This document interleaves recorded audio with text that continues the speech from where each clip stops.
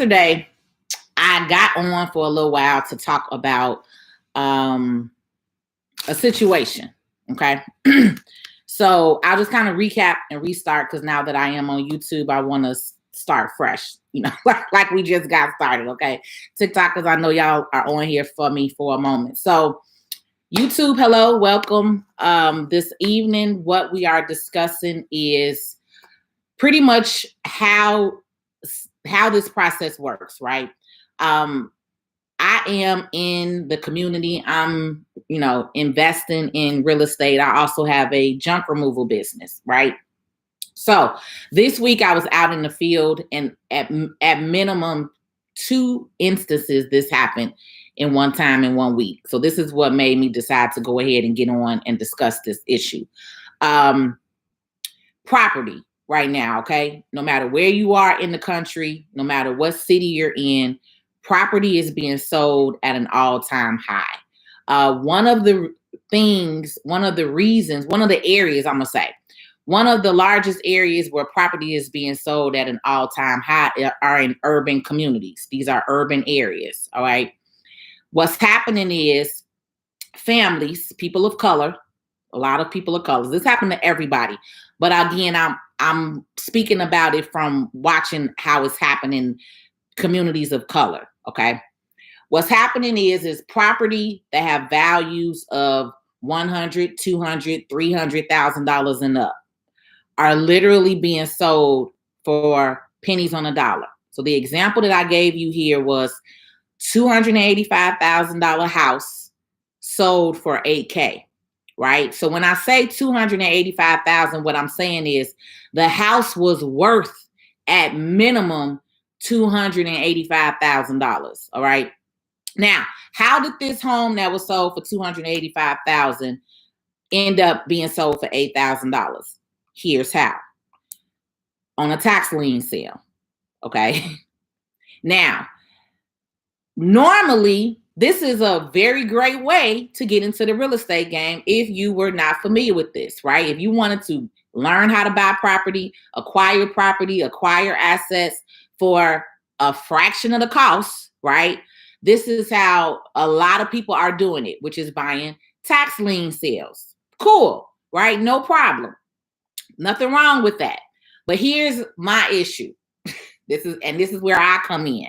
Because I am more than a tax and business strategist, I am more than just working in financial services. I'm also an empowerment pusher. I'm also for my community. I'm also with building back my community as well as educating my community.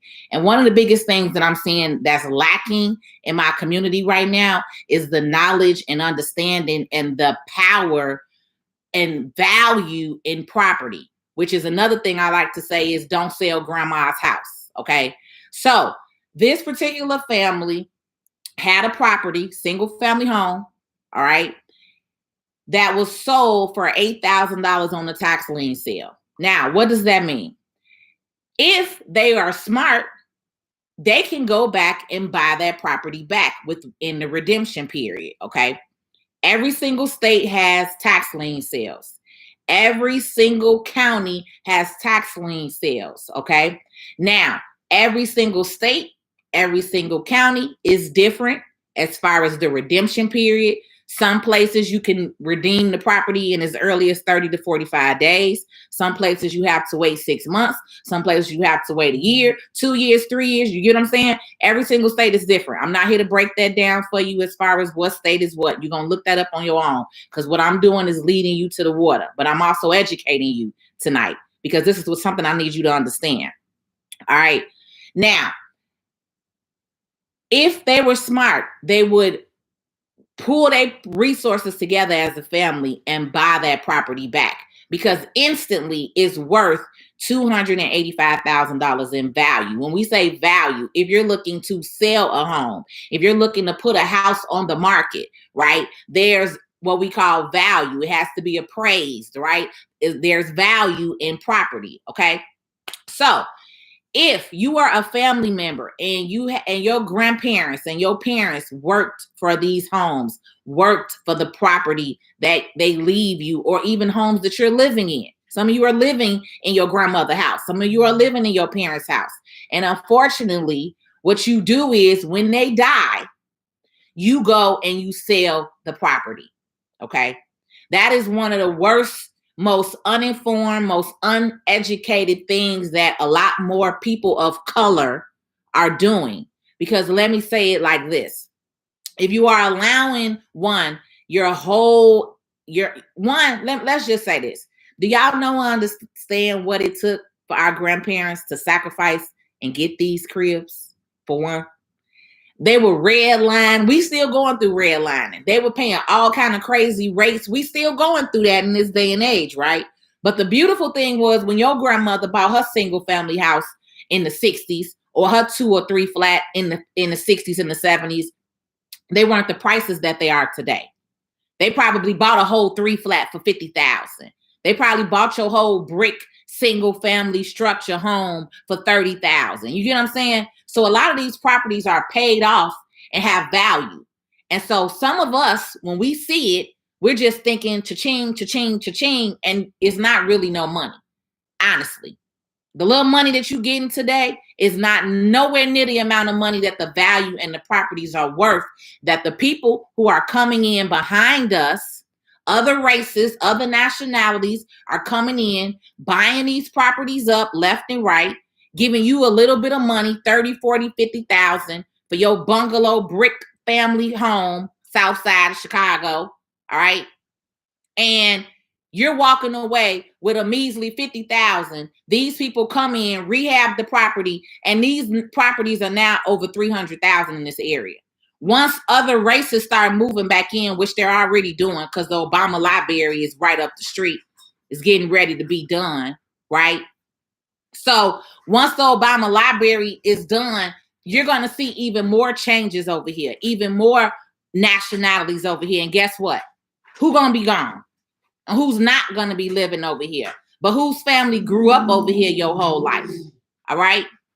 At the end of the day, I have an issue seeing Socks, chill out. You know your dang old sister. You see all the time. I have an issue with people who look like me growing up in communities, and then you get mad and upset when gentrification happens, but you're not doing anything about it now when you actually can do something about it. Because at the end of the day, we spend more than trillions of dollars in a country as a whole. So you can't keep saying, oh, our communities are being this and our communities are being that. And what are you doing about it to keep your own community? What are you doing about it to pour back into your own neighborhood? I'm literally on a mission called Don't Sell Grandma's House. Because what I'm tired of happening is, one, if you are going to sell it, at least sell it and go through the real proper ramifications of understanding what the value is of the property before you doing these deals.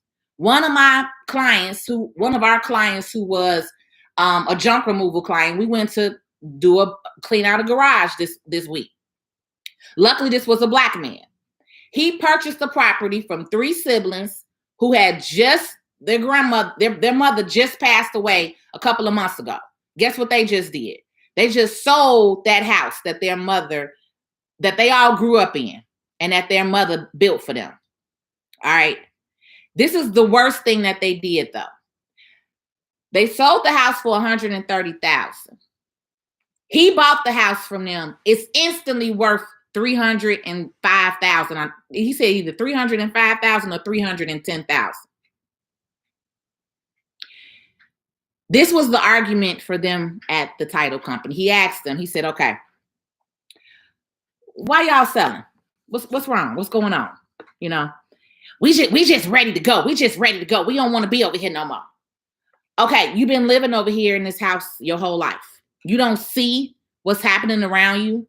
You don't see that they're rebuilding the community. You don't see all these other races on your block now. It was 4 Black families left on the block. Now it's 3 because you just sold yours, right? But it's like 10 properties on the block. It's other races coming in. This is what I'm saying. You got to open up your mind and look and pay attention as to what's going on around you. But their mindset isn't there, right? They're not thinking like that. That's what he's telling me. He's like, they're not thinking. I'm trying to talk to them. They're not thinking. They at the table They thinking they getting 130. You're not even getting 130. Because after closing costs, after your attorney got to be paid, after the back taxes had to be paid, whatever updates on the property had to be paid, guess what? Those three siblings walked away with an $85,000 check. Okay. Then they flipped out. Then they flipped out about it being a cashier's check and why it wasn't cash. And when I say flipped out, I mean flipped out, like ghetto, crazy flipped out. Uneducated, misinformed, don't understand financial literacy, don't understand the value that they had in their own hands. But this is how it is when it comes to siblings. This is how it is that I'm trying to tell those of you right now who are parents and grandparents and you building something or you have built something and your kids don't understand the foundation that you built. And the moment that you die, they will rush to sell what you built. The only way that you are able to protect your assets is to set up a trust. Set up. These wills that y'all do are null and void. Okay? Once you die, the kids get to argue once again about the money. Then it go to probate court. Watched it for the last 18 years happen. All right.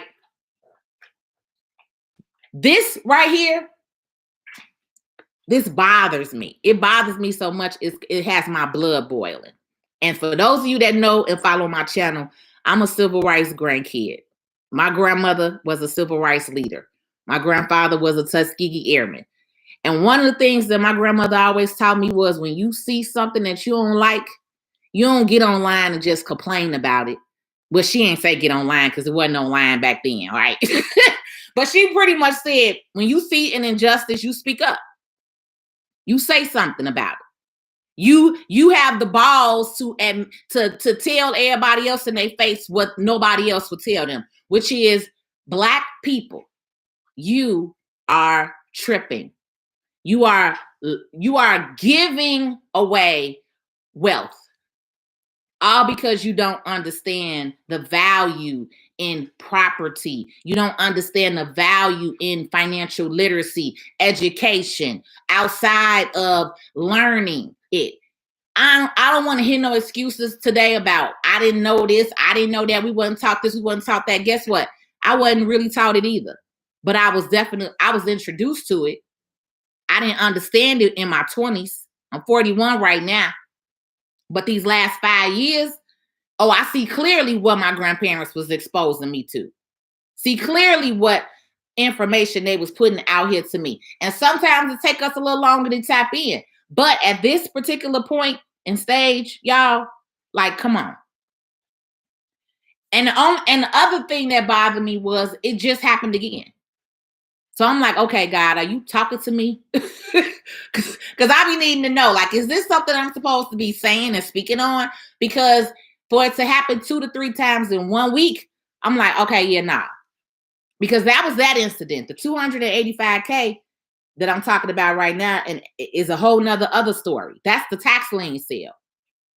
But the client whose house I went to go clean out, whose house we went to go clean out for the junk removal job, that just happened again. That's here on the west side of Chicago. $300,000 property sold for $130,000, but the people only walked away with $85,000. And it's 3 siblings. So how long you think that $85,000 between 3 people is gonna last? Especially the way they was acting. Not long.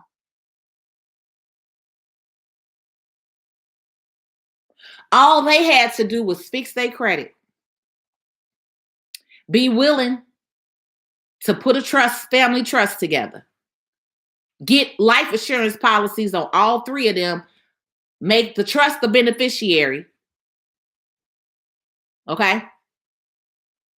Then they could have borrowed the money against it because they could use the property as collateral. And if you needed that little money, you could have pulled it out the house and still own the house. But instead, they sold the house for pennies on the dollar, because still selling it for $130 is still pennies on the dollar if it's worth $300. It wasn't even sold for what it was worth. Now, as a real estate investor, I can't be mad at him and be like, well, why didn't you pay $300,000? He's an investor. That's a steal. The beautiful thing about that was he was at least Black. The unfortunate thing is this happens every single day, 100 times a day, and most are not all Black. Most are other races coming in and buying up the neighborhood. Most are other companies buying up the neighborhood. They're not all Black. Thankfully, I'm coming across some.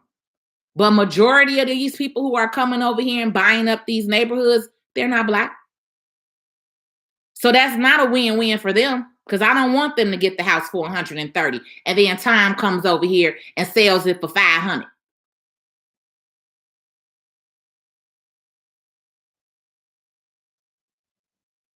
We have a problem in this country, people of color, and it's called financial literacy. It's called financial education. It's a whole lot. It's called credit, taxes, money management, banking, real estate. It's a whole lot to financial services. Financial literacy is not just finances. It's credit, tax, it's everything financial. It's a whole spectrum. But you spend money every single day. You blow money every single day. But you're not building up assets. Assets and wealth is what stems long term. You get what I'm saying? Thank God for the grandparents that I had. Thank you, Viola. Thank you, Nathaniel. Thank you, Lewis. Thank you, Dad, for even trying to talk to me.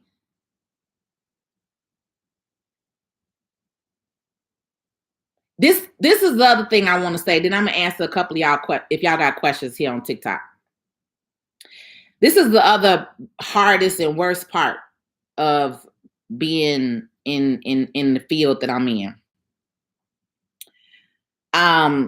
A lot of you guys right now are talking about Deion Sanders online. I'm seeing a bunch of people talking about that, right?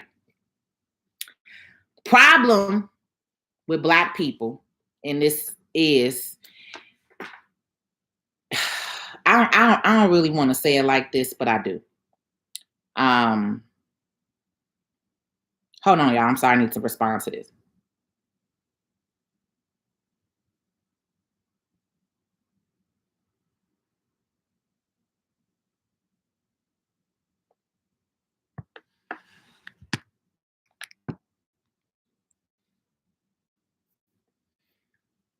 Yeah, Shirley, I've seen that.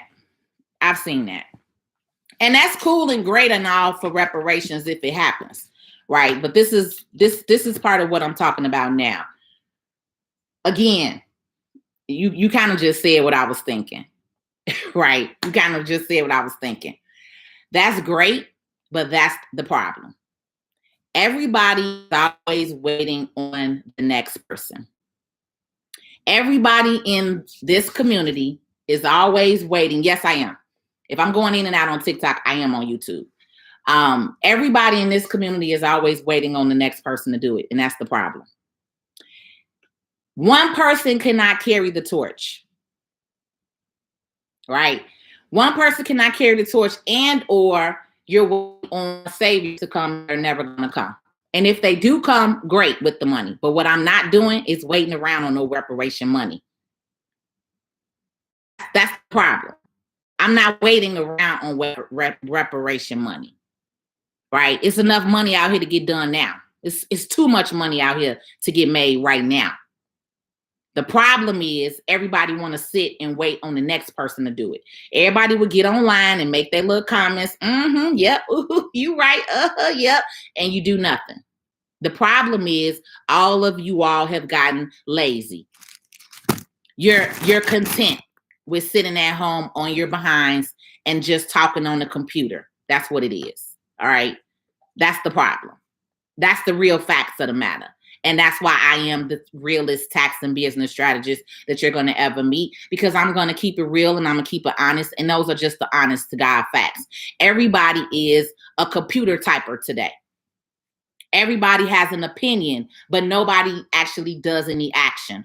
Everybody is a sitting on your ass. I'm gonna wait on the next person to do it. Why don't we have a leader? Why don't we have one person do it? That's stupid thinking. Nothing changes. Everybody been the same way since Martin Luther King died, Malcolm X died, and they all waiting on another savior to come in, right? Where is our leader? Where is our leaders? Your leaders are right here. Your leaders are you and me. I'm a leader in my own community. I don't need to wait on no leader to come. I'm the leader. I'm the one that's going to say something. I'm the one that's speaking and talking. You're a leader too, ma'am, sir. It's called open up your mouth and get off of your behind. That's what it's called. It's called stop waiting on a savior that's never going to come. It's called thank you. Be the change that you want to see. That's what it is. So everybody else that's online, that's what you all just usually do. You just run your mouth because you don't want to really see a change. When you want to see a real change, then you'll do some things that's going to change, which is put your money where your mouth is, right?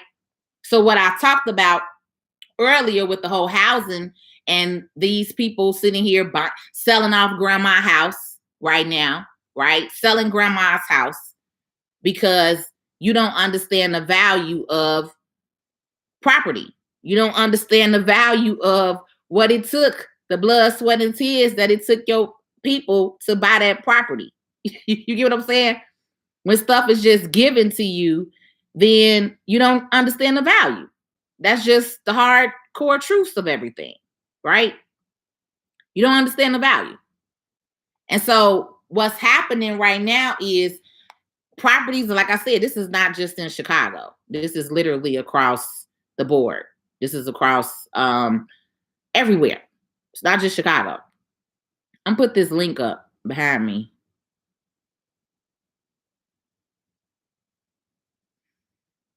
There you go. Okay. Exactly. And that's what I'm saying. That's what I'm saying. So the 285,000 property worth that property pretty much it was worth that much, and it was sold on a tax lien sale for $8,000, right?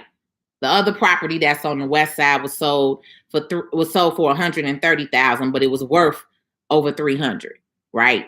So this is what I'm saying. If your family has access to properties, what the wealth gap is, yes, $8,000.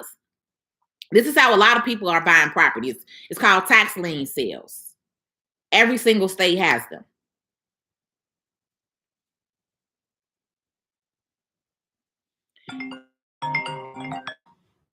Every single state has them. I'm not gonna get in your business right now, Nay. But I'm gonna just say this: it's always a choice. It's always a choice. Even if you have to sell, it's always a choice. It's as far as with the choice of what you're making. Like I said, the particular family that sold their grandmother house, they sold it for $130,000, but the value of it was worth over $300,000. So what I'm saying is, if you at least are going to sell the property, at least make sure that you're selling these properties at the value, because majority of the people of color are selling these properties at less than 40% of what they're worth. And then you're allowing someone else to come in, especially if they're not black that you're selling it to. If you're not selling it to another black family to create generational wealth, then what you're doing is leaving it on the sideline, and then other races and nationalities come in and grab it. And then when they come in and grab it, oh, the property values go to triple and double. You get what I'm saying?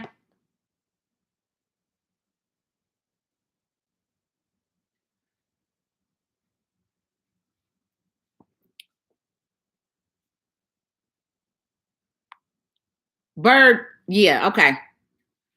You could probably even keep scrolling because what you just said, you're not even a part of my community with your mindset and how you think. So have a good evening. Goodbye. Next person. Facebook, I'm on TikTok and YouTube.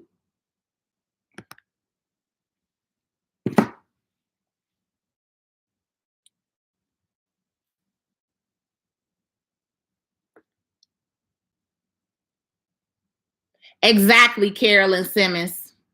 It's what it's called education on this channel. We not talking stupid and whack like Bird with the comment that he made. Dumb and whack mindset and comment. We think big over here on this platform and channel. We don't think dumb and limited and whack. That ain't how we think around here. Dumb, limited, and whack. Keep scrolling.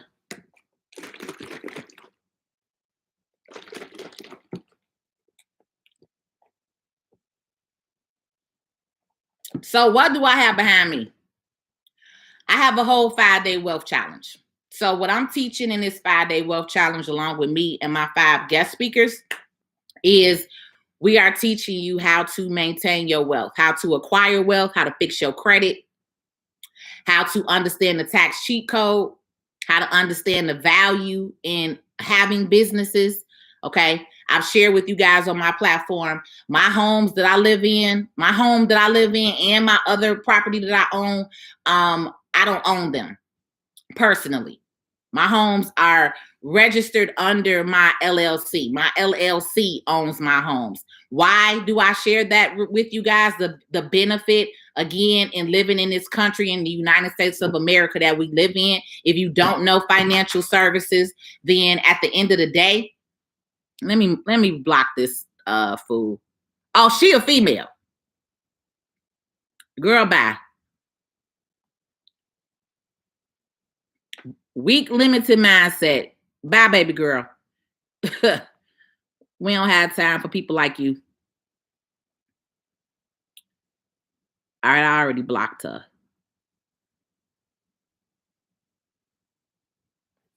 Okay.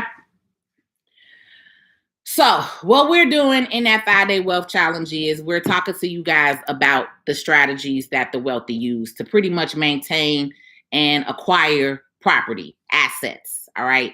At the end of the day, what we're not going to keep doing is walking around here like we don't have no money, walking around here like we're broke and we're poverty and we're, waiting on some savior. No, we're not. It's too many Black people around here that's doing something. It's too many Black people around here that got money, got property, got trust, got assets, have things all over the world. They're just tired of talking to you guys. That's the thing.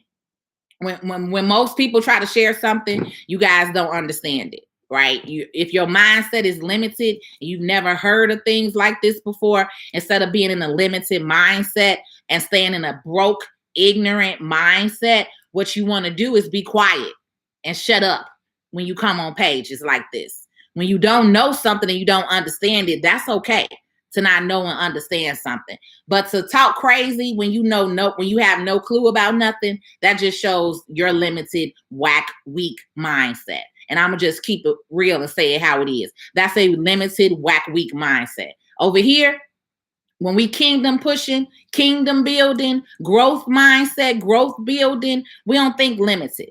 There is no such thing as I can't. There is no such thing as I have no options. No, you always have an option. It's just deciding what's the best option for you. But there's always an option. All right. The other biggest thing is, like I said, I understand everybody may not want to keep grandmother's house. Fine. Right? If there's not an opportunity to rent it out, if there's not an opportunity to make it as some type of investment property, right? Or at least at minimum, what I'm saying is at minimum is you should at least be looking to sell the property for the value that it is. If the house is worth $300,000, you should not be selling a house for $100,000. That's what I'm saying. Get your full 300.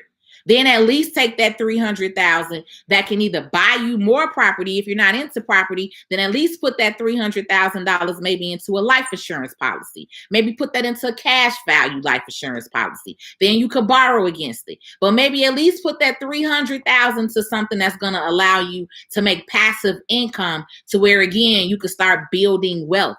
You're not working and stuck on your 9 to 5 now, because you have $300,000 here that you can maneuver. You can strategize and work with and create more sources of income. That's what it's called. right? This is not a one size fit all. We know everybody don't want to keep grandma's house, right? I know that. That's understandable, right? But what you shouldn't be doing is selling grandmother's house off for a little bit of nothing.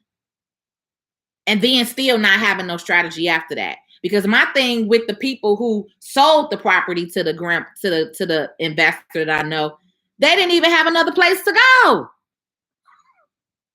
Well, technically they did. I hate to say government assistance, but I think they was on government assistance, so maybe they had another house or property. But $85,000 between three people is not no money for no property. Period. At least CN session. Thank you. I know people who have done that because grandma's property was just so bad they didn't even want to rehab it. They just tore the whole thing down and built back up. Right? That's again options. The thing is we don't talk about enough options. We don't talk about enough how to get there. Right? And honestly, even the tax lien sale is a great way to buy property. I even did the tax lien sale a couple of years. It's been about at least 6 or 7 years since I've done it. But the properties that I wanted, I didn't get. I didn't win. Right? I was outbidded. But it's a very good way to buy property. Now, my only other issue with the tax lien sale was too, you do want to like ride around. If you get the list or you get access to the list, you want to ride around and look at the property first before you go bidding. The other thing that you want to do, and the other thing that had kind of stopped me was back then, when I was going around and ride around and look at these properties, it was a lot of seniors in there. And my heart, I just was like, oh my God, I don't want to buy somebody grandma's house and got to tell this lady I got to pull her out because I done bought her house on the tax lien sale, right? Like, now the beautiful thing is like I said, with every state, you do get a redemption period, is what they call it, right? So if your house gets sold, so I know Illinois, I think Illinois is 2 years or 2.5 years, right? So with Illinois, Mr. Leisha, I'm just not seeing your comment on YouTube. I'm sorry. Here I come. With Illinois, your redemption period is like 2 years or 2.5 years. And I forgot what the interest rate is. But every state has a different interest rate too.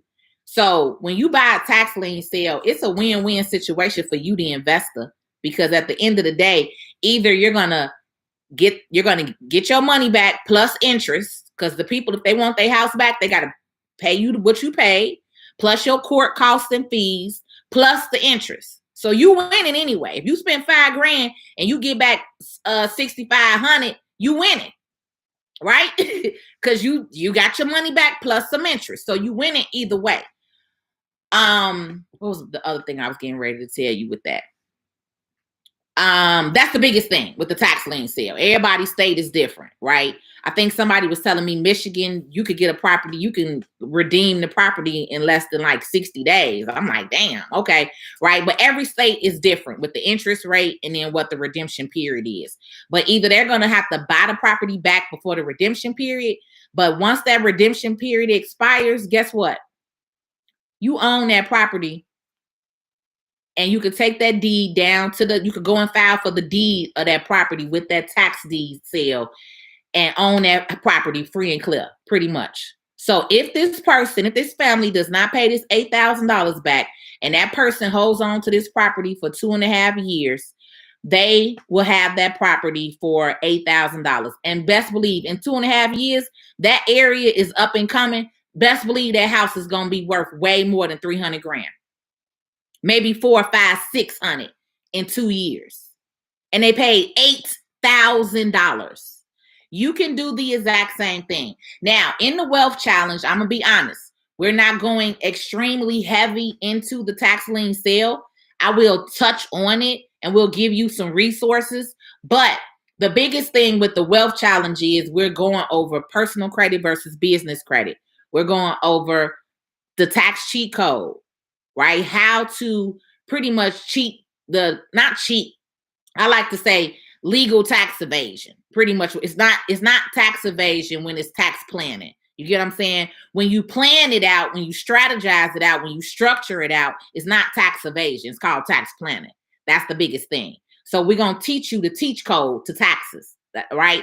Wednesday, all of you guys have heard about this whole infinite banking, be your own bank, life insurance, IUL, universal life insurance policy, index life insurance, right? We're going to talk about this because once again, TikTok and YouTube University has shared so much with you guys that a lot of you guys don't know the truth. And you're not given the truth. You're not told the full truth. You're given snippets of these 30, 15-second 1-minute videos, but you're not knowing the whole thing that you need to know, right? So the whole 5-day wealth challenge is 5 days. Thursday is passive income. We got mobile home investors coming on. Byron and Sharnice, who have the mobile home investing program, they'll be talking about how you can invest in mobile homes, right? It's another way to get into the real estate game. A lot of people are doing that. I bought a mobile home and flipped it a couple of years ago, right? So Friday is my favorite day, which is the trust and estate planning with my wealth advisor, Gary Atkins, right? I personally have a family trust. I personally have a business trust. I personally have 2 properties under my LLC, all right, that are also protected by the trust. This is the information that we're trying to share with you. Because when you know and understand more and you are able to get or acquire property, and you want your family to actually be able to keep it and maintain it, there are certain things and stipulations that you can put in place, but only a trust can do that, right? Wills, like I said, we don't do wills. Wills are null and void when you die. We're not looking to have your money tied up in probate court. Unfortunately, y'all heard about that with Chadwick, right? And his family and his wife and parents, and they ended up in probate court. Gave the IRS a free $1 million, pretty much $900,000, right? That's what we're trying to avoid, giving the government your money. You get what I'm saying? Oh, it's a lot of advantages to a land contract. A land contract supersedes everything, right? So that's another reason why I put land contracts on my properties. So your property is one thing. That's the property. But if your property don't own the land that it's sitting on, baby, that's a whole nother other thing. That's what, again, they don't teach you this in school. Mr. Leisure, are you still here? Before I answer your question or not, I don't want to waste my time answering your question if you're not here. Okay, there you go. So you said tax deed or tax lien, which is better? You're going to get the tax deed from the tax lien sale. So it's the same thing. Can you buy mobile homes with a tax lien or tax deeds? As far as that, I'm not sure about the mobile homes, because mobile homes, usually the people who are selling them, they already had a deed. Because mobile homes, you're usually, whoever bought the first mobile home, they're usually selling the deed and title over to the next person. So I'm not familiar with mobile home tax liens and sales, because also those are commercial properties. So those are listed a little bit differently. Maybe, I don't know. They may be on the tax lien. I don't know. I don't want to say. I personally have not bought a mobile home or looked up a mobile home investment tax lien. But I know when you do look up tax liens, it's like in the city of Chicago tax lien or Cook County tax lien sale, they have commercial property as well as single family homes and buildings, right? So they have storefront properties on that tax lien sale. They have 2 flats, 3 flats, commercial buildings. They have single family homes. They have a lot of property on those tax lien sales.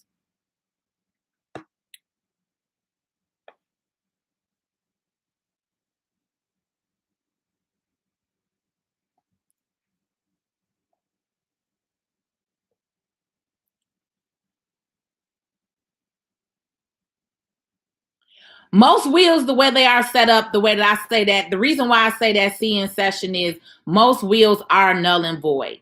Yes, they are. I mean, at the end of the day, regardless, most people who have real assets, and again, the way that I teach, I'm not teaching how everybody else teaches. What I teach and provide to my community and information is if they want to acquire and obtain their wealth and structure it in the way that the wealthy structure it, wealthies do not use a bunch of wills. They're not. A lot of stuff is maintained and structured with trust.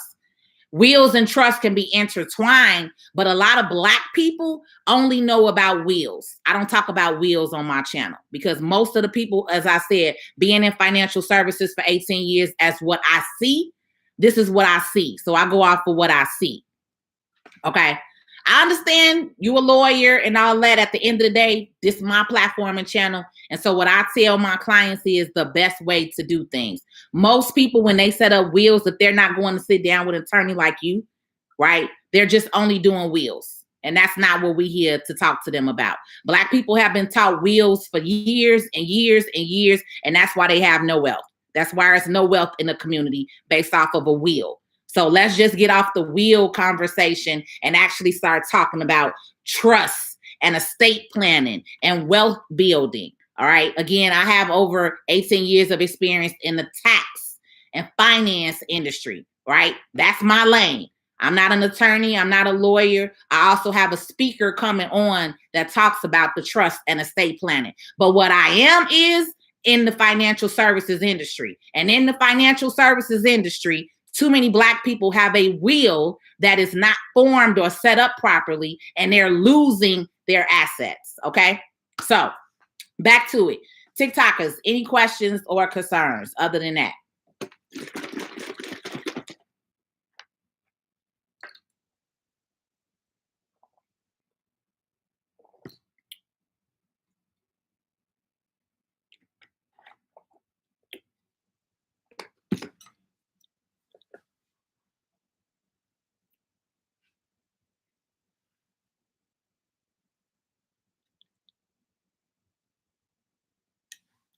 No problem. Okay.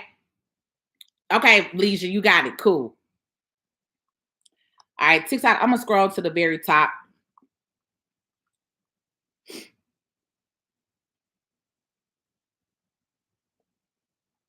I'm going to start doing the questions now, TikTokers. So hit me with the double tap. Let's do a double tap session. Countdown session for those of you that are on here. And again, this is the last workshop of the year, you guys. I'm not doing any other workshops after this one. The 5-day wealth challenge is the last workshop of the year that we'll be going into detail. I'm also extending the replay. So originally the replay was only going to be for 7 days. I'm actually going to allow you guys to watch this for a full 30 days. So I'm going to update that on the link. But you guys will have a full 30 days of access to watch the replays of this. Remember, this is a live. This is not a pre-recorded course or workshop that you guys are used to being sold by a bunch of these fake gurus on here. Everything, mostly every workshop, 99% of my workshops are live in action, which means you can ask your questions to the guest speakers. The people who are going to be speaking are all professionals and licensed in their fields. All right. That's again why I don't get too heavy into this stuff and get into details on TikTok and online, because at the end of the day, everybody's situation is different. So I give you guys an overview, a synopsis of information, a summary, and then we get in a private workshop and we actually educate you legally and properly. All right. This is a free platform. So no, I'm not going into 1,001 different details, but I'm also going to keep it 100,000 with you, as I am the realest tax and business strategist that you're going to ever meet. Point blank, period.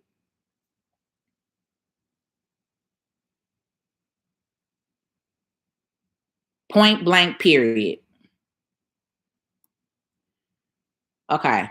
I want to make sure that I am doing everybody's questions. So the very first question that I'm seeing. Thank you, Sean Sanders. Damn, Nay. I'm just not seeing your comment, Nay. Yes, this is on YouTube, Mr. Makita.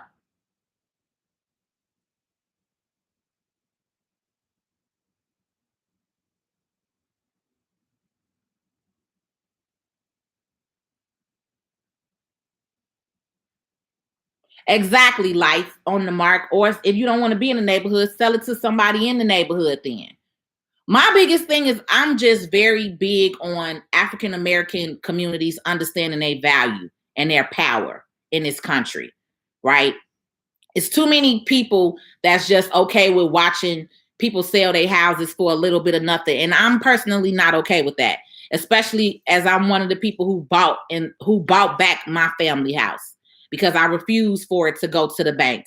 I refuse for somebody else to come in and take over my family's property when we paid the bank for almost 30 years and then just to let it go for a little bit of nothing. Like, no. So if ain't nobody else gonna get up here and say something about it, then I'm gonna get on here and say something about it because something needs to be said. And more people, baby, just need to understand, because also what I'm learning from my seniors is they don't really know. Like the lady whose house that I'm looking at right now, some woman of another race is her realtor and has had her house under contract for over a year, right? And hasn't done nothing. So I'm like, what are we waiting on? What you sitting around for? Like, what's this to it? All the time, the lady holding the property probably for one of her friends to come in and take over it, right? Because there's value in the property. The property at least probably once rehab could go for maybe 220 to 250. And the lady only want maybe like 60, 80,000. And I'm telling her, like, no, ma'am, you done had this whole house your whole life and you only want 60,000, you tripping. Like, do you know what other properties are going for if you rehab it? So I'm talking to her now, like, let me get the property. Instead of you letting her get it, let me get it and let me flip it. So at least a Black person own it. At least somebody who grew up and understand this neighborhood owns the property then.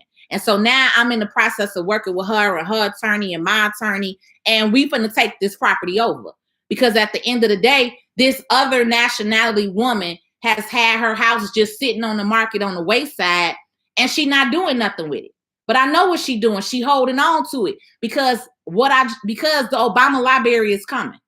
So everybody and their mama coming over here to the South Side and trying to buy a property. And a lot of y'all parents and grandparents is sitting around taking these weak ass deals, and these people finna play them all because they're older, they're tired, and they don't know or have nobody to leave it to because y'all don't want to get yourself together to learn and understand the value of it, right? And so I even had to tell the daughter who was studying there, I'm like, why you not doing woo, woo, woo, woo, woo? But I could tell she wasn't knowledgeable. And so this is the problem. I can't be mad at people when they really don't know. But this is the problem. That means we need to be out here educating and talking more to each other. If I got to go through my neighborhood to start ringing doorbells in the cold, damn near, that's what I'm finna do. Because at the end of the day, I know a lot of these families that grew up over here. Generations been raised over here. And so now, when the Obama library come, y'all gonna when the value of your property is really finna go up. These properties ain't been over 100,000 in decades. Now these properties 2, 3, 400,000, and then that's when y'all gonna come in and take over. But then the Black people, that's when y'all gonna let it go for a little bit of nothing. When your property actually is worth something now, when you can really get 300 grand for your grandma crib, like, no, G, y'all tripping. Hell no, that's not right. And like my grandmama said, if you see something, say something. And I'm saying something. Because that ain't right. At all. Period.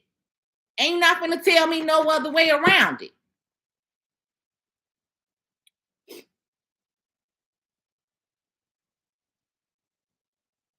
CN Session, 22 years, legal side, on my own title company.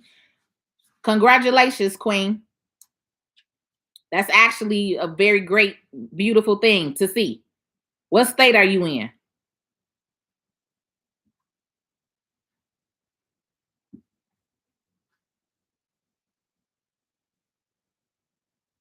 And again, CN Session, that's the problem, right? Regular folk who understand financial literacy knows that you could do wire transfers of that kind of money. But again, when we're talking to these people that are in these hoods and communities, we have to understand they don't know that. They don't understand that. And so that's what I'm saying. When he said that they flipped out about that, That again showed me lack of financial education, lack of financial literacy, lack of understanding, right? Because those of us who got bank accounts, we know, okay, just wire the account, wire the money to me. But these people probably have a NetSpend account. They probably go to the currency exchange and cash their government issued check. You get what I'm saying? That's the difference. That's what I'm trying to say. If you hear what I'm saying about the three individuals, you'll get what I'm saying. It's a difference from book smart and street smart. It's a difference from being hood and educated. I'm both. This is why I talk to my community the way I'm talking to my community, because I know how to talk to people from the hood, but I also know how to talk to people in the boardroom too and get shit done. But this is what I'm talking about. It's a lack of education in the hood, in the community where these people are at.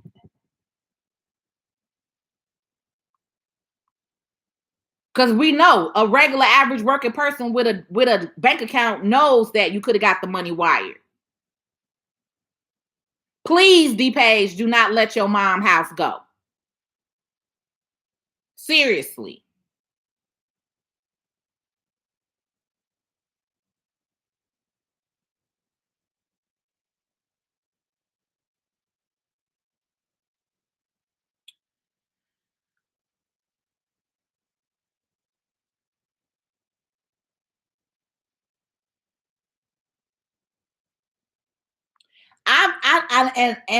And I know that you are new here to my page and my channel, CN Session. Again, I'm not one of these fake people on the internet that's just running my mouth.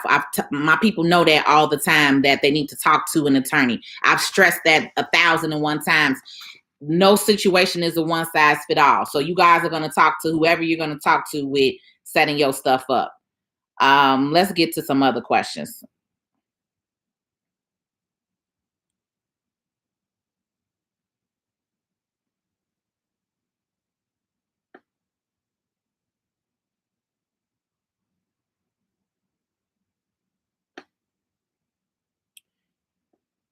Yeah, Nay. I mean, I'm just not seeing your comments saying you need to book with me. Definitely reach out. Because if it's something that we can do to assist you or get you in the right forum with people that can assist you with that, where you don't maybe necessarily have to sell the house, or maybe you can work with somebody to, I don't know. But if there's a will, there's a way. I'm one of them people. It ain't over till it's over. All right. I'm one of them people. If it's a will, it's a way.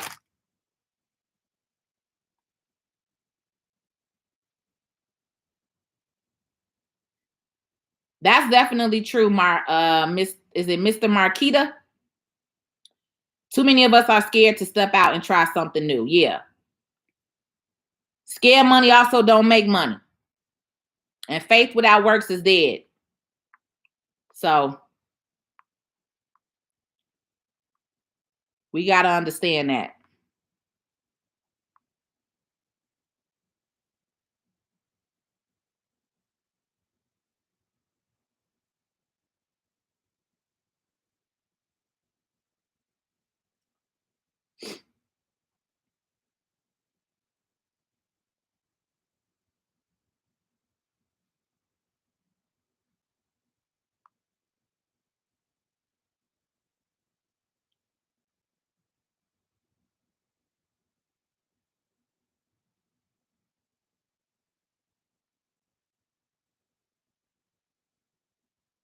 The KK squad, pretty much as far as the tax lien sale, you could really start learning that on your own. You don't have to wait on nobody for that. If you want to look up people that you could learn from in the course, you can. But to be honest, you could literally type in tax lien in your area. Go on Google on your phone, and you can literally type in tax lien in your county, whatever your county is, right? So if I live in Cook County, so I'll type in Cook County tax lien, and it's going to bring you to a county website. Usually it's on either the Cook County treasurer or the Cook County clerk or your Cook County assessor's office. All three of those deal with property. Okay. So it's going to be between one of them three links that you're going to click on. And then you're going to start looking up the information. It's going to tell you when the sale is. Some of them do them annually. Some of them do them biannually. Some of them do them every 2 years, right? Because usually tax in Illinois, they sell the taxes that are 2 years prior. So these taxes that got sold this year were for 2020 taxes, right? So it's usually a couple of years back taxes when you're looking these up. They're not like this year's taxes that the people didn't pay. Usually and I don't want to say usually because every state and county is different. All right. Again, I'm in Illinois. I'm in Chicago. I'm in Cook County. So I'm going to speak from my angle and my standpoint. Every single state and county is different, though, as far as the stipulations and what they do, which is, again, why I don't get into that, because you guys, everybody's state is different. Okay. I am going to be working on somebody, though, who can come in and talk about tax lien sales that like do this on a regular all day basis, right? I know enough information to share it with you, but I'm not teaching no course on it. You get what I'm saying? But as far as looking it up, you definitely want to make sure that you start there, because it's pretty much called tax liens.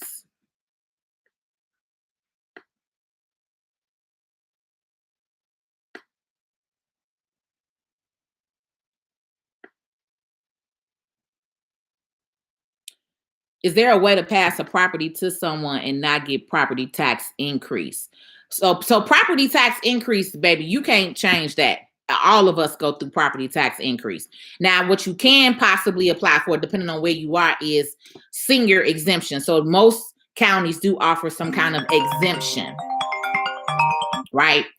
Most of them do offer some type of exemption. So like if you are like Cook County, they have a disability exemption, and then they also have a senior home exemption. So if you are a senior and you own a home, you get a separate exemption. So you get an exemption as being a homeowner a lot of times, and then you can also get a second exemption for even just being a senior, right? But there may be other exemptions in your county. I know in Cook County, we usually have at least those two available for the homeowner's exemption, and then the senior homeowner exemption, which takes some money off of your tax bill. But as far as your taxes going up, that's based off of your county and your state. So that you can't control if that go up. And that's also what happens.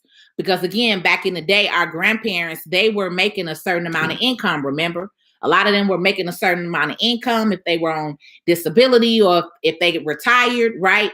But then as property taxes grow and keep going up, right? When your grandmama bought her house, maybe her taxes was only $1,000.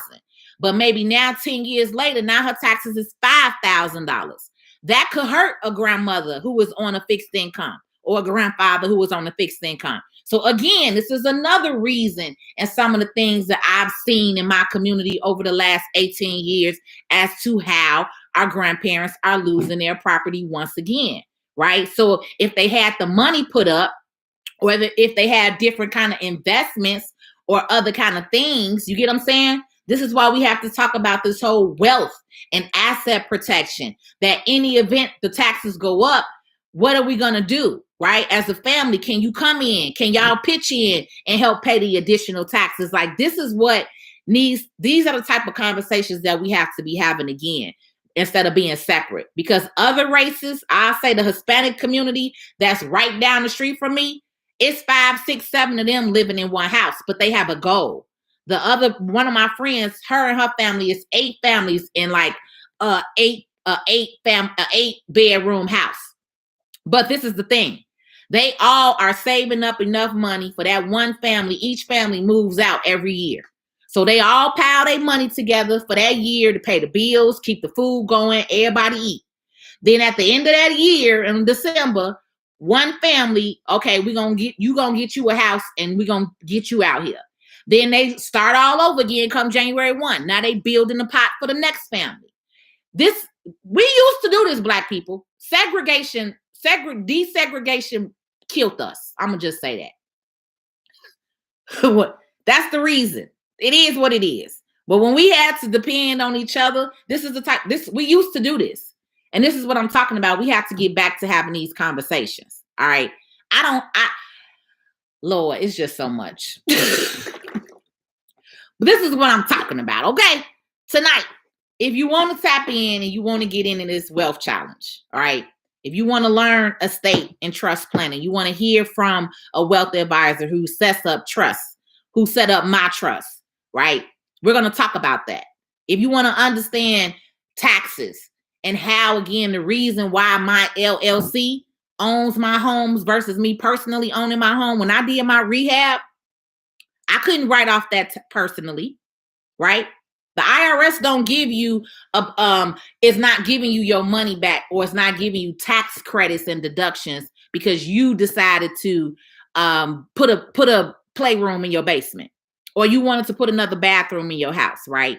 That's looked at as you upgrading your house. That's your property where you live at. That's how they look at it. But in the laws of America and the laws of the United States of America, all of the best tax laws and loopholes are in business law and taxes.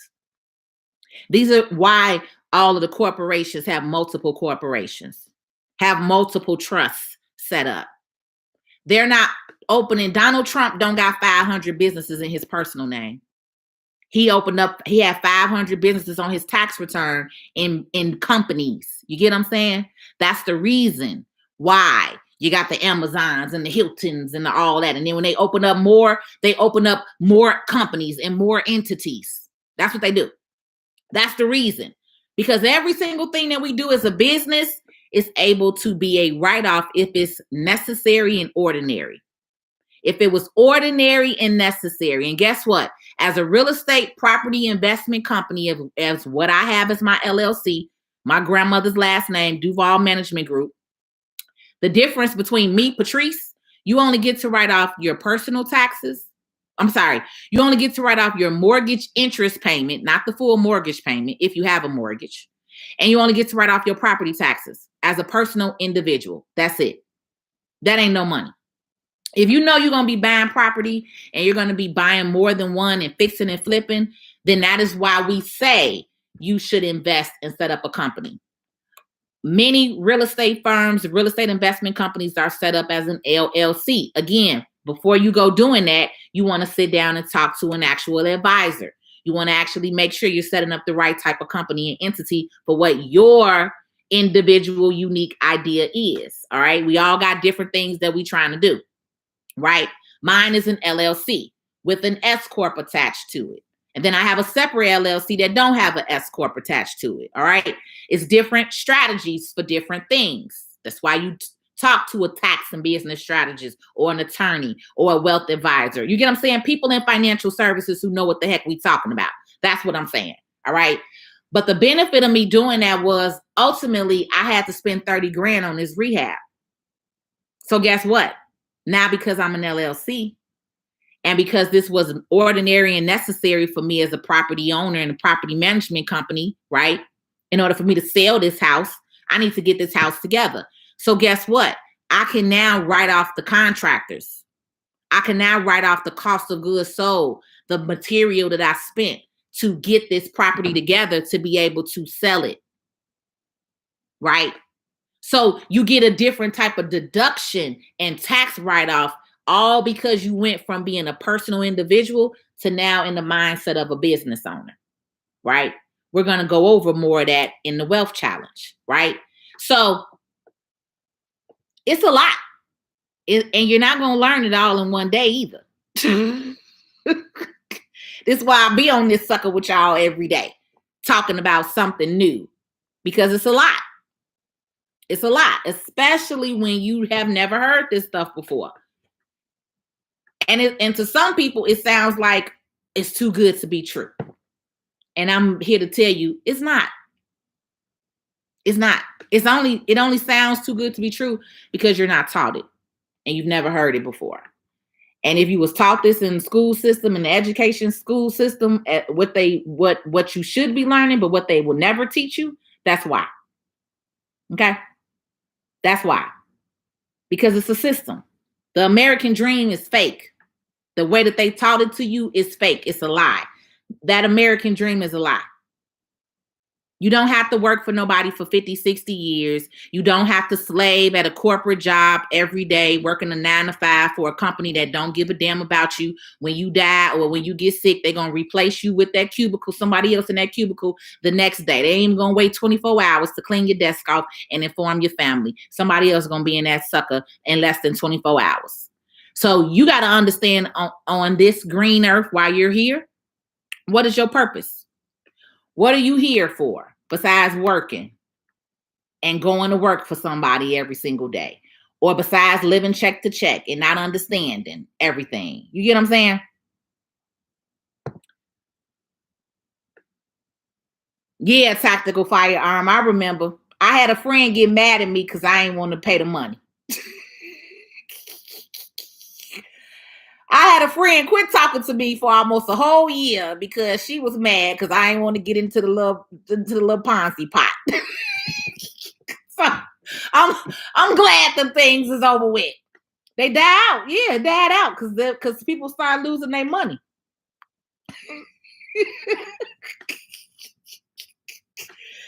And them Ponzi's died out real quick. Okay, y'all, I just refreshed the screen.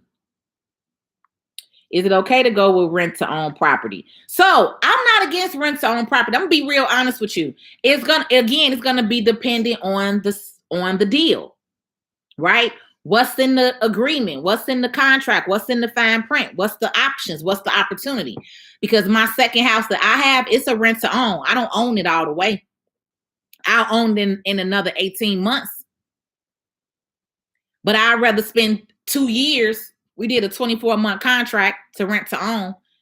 So I'd rather spend 2 years paying it down or whatever. And then, the deal that I did was after 2 years, I'll end up paying them a flat $50,000. So no matter what the property is worth, none of that stuff. That was the stipulation for me. Like, nah, don't try to come in later on and be like, oh, well, now I want this. No, right? So with that rent to own, it's really all in the agreement of you and that person and you and that, company or investor of how you're setting it up. You definitely need an attorney with that. Now, I don't do no kind of deals and contracts without my attorney involved with that type of stuff. But I'm not against rent to own. Rent to own, to me, I think is still another great way for you to get property. If the ultimate goal is for you to own property, I'm with anything. I'm with the tax lien sale. I'm with the, you know what I'm saying, with the foreclosures. I'm with getting the property or your grandma leaving it to you, whatever. If it's gonna, at the end of the day, allow you to have a asset and have something that you can leave generational wealth to. You can leave that to your kid. You can leave that to your grandkids. That's what I'm about. However you going to get there.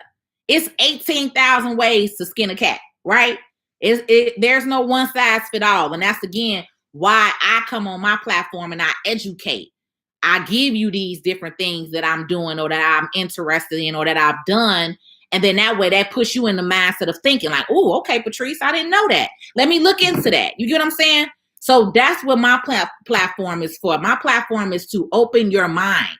My platform is to allow you to see the greater, the bigger, right? Too many of us think limited. Too many of us think small.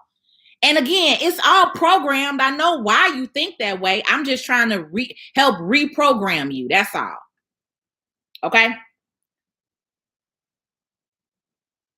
You can still have a trust and not have a property. Yes. Definitely. Yeah, definitely.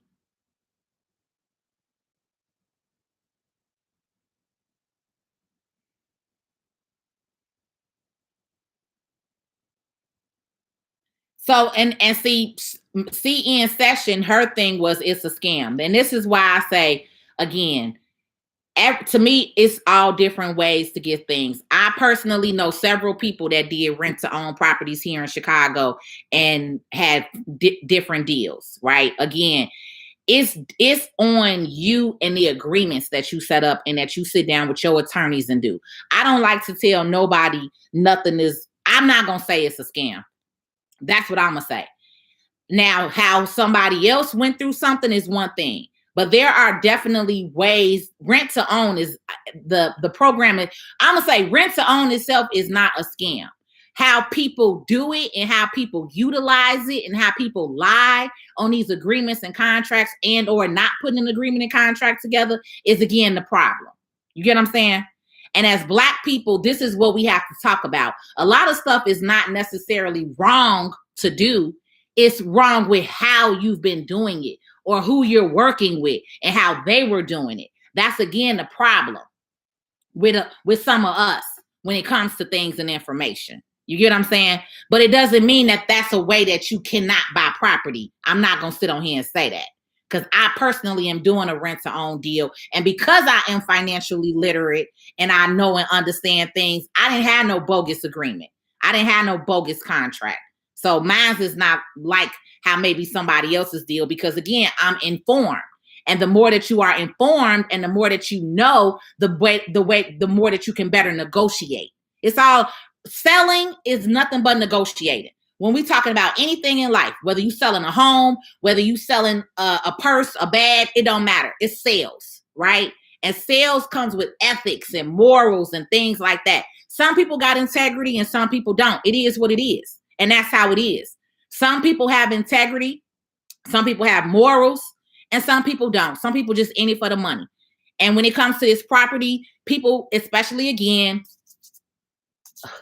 get played all the damn time because you don't know and understand, right? So this is what this is about.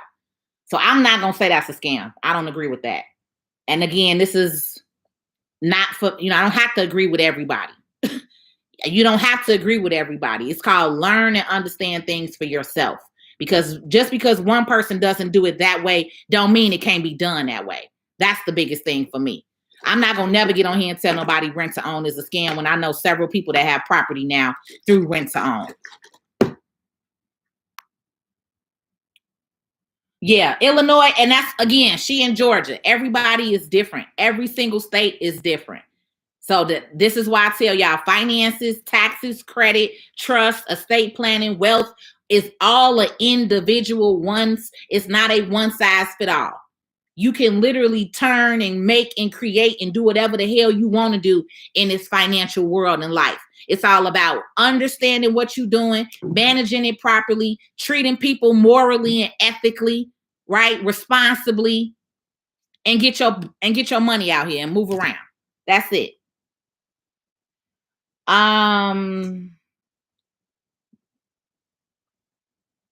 Yeah, G Ether, you can open up a credit union account online with most banks.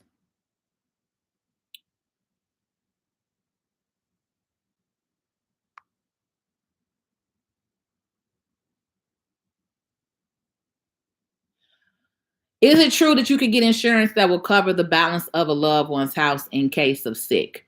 So again, when you're talking about the insurance, that's more than likely what you're talking about is on that life insurance. I mean, you can get house insurance that's going to cover your house, right? But that's just covering the house. In order for you to have insurance that's going to be paid off and stuff like that. Now, again, I'm not an insurance agent, so I don't know if they got something that a separate insurance that you pay through the house. Now, I'm not familiar with that. Now, I know your life insurance, you can get more than enough life insurance that's going to cover the balance of your house, which is what a lot of people do. So usually when you're looking at life insurance, your agent is going to ask you those kind of things like, do you have a home? Do you have a mortgage? They look at the type of things that you have so that way you can have enough coverage that when you die, that whatever life insurance that you're getting, it covers all of that stuff. So if you got a $250,000 house, your life insurance agent will more than likely will ask you that, right? If your kid's in college and they got college payments and you need to send them to school, right? So that's why your life insurance agent is going to ask you all these different questions of what you have, what do you have in your financial pocket, and then they're going to devise a plan that's going to fit to cover all of that stuff. So in the event that you pass away, then yes, your house could be paid off if that's what you put in your trust and your will to say that's what you want done. Was when this life insurance money hit, the house needs to be paid off, right? And that's again why I stipulate so strongly with the trust being in place. Because again, when you have that, there are certain things and stipulations that you can put in that trust that say, this is how I want things to happen after I'm gone and dead. And a lot of times, if it's set up as an irrevocable trust, right, then there's a lot of stipulations that will keep you out of probate court. You get what I'm saying? So that's again why we had these kind of conversations offline. You'll actually talk to a licensed professional who does that and handles that. And we're going to go over a lot of this stuff in my 5-day wealth challenge. This is what you see behind me here. This is the last time I'm doing this 5-day wealth challenge at 197. I'm also going to tell y'all that, to be honest. I give way too much game on here for free for y'all for this last year and a half with TikTok. I was on Facebook for over 10 years. So I'm no longer in 2023 doing a whole bunch of low budget courses and classes, right? That's not what we're doing. We're focusing on the community. So I do have a private membership community that's $47 a month, the Lab, Life, and Business with Patrice, where we talk about a lot of this stuff. And in January, we're rolling out a lot of different content. We have guest speakers coming on bi-weekly. We're going to be doing interviews with business owners, with licensed professionals. So that way you guys can understand. Also, my guest speakers that I have, we're working on a course right now. So we're looking to do a 6 to 8 week course with you guys where we're actually going to go over a lot more of this stuff in detail. Because the classes are cool. But the biggest thing that I want you guys to do in 2023, besides just watching and listening to me and agreeing and giving me likes and hearts, I actually want you to be at the table with me. I want you to actually be at the tax lien sale with me. I want you to actually be at the mobile home park with me. I need you to do more implementation. So in order for you to probably implement, that means we got to get you in class. Y'all got to go back to school, right? Because as an adult, it's so much that you didn't learn in school that we damn near got to bring you back to school. So that's why I have the Tax Cred Academy, right? That's why I created an academy, because we're teaching and educating on this kind of stuff. And everything is not going to be online. You can't get everything on TikTok University and free YouTube University. People pay for knowledge. You understand more when you pay for knowledge. You appreciate it more when you pay for knowledge, and everything cannot be free. I've spent 18 years learning taxes, accounting, banking, and I've spent hours, hundreds of thousands of hours learning this. Why should I just be on here talking to you for free all the time with it? That don't even make sense. You shouldn't expect anybody in a profession to talk to you for free all day, right? What they say, you wasn't shooting in the gym with me. Right? So if I'm learning in the middle of the night to 1, 2, 3, 4 in the morning, I'm okay with educating you. That means tap in, get in a class, get in a workshop, and learn this information if you don't want to read it for yourself. Because that's the other thing y'all got to get out of not wanting to read. I know that came from, history, and our ancestors used to be murdered for reading. And unfortunately, that bloodline has still been passed down to many of y'all. Okay?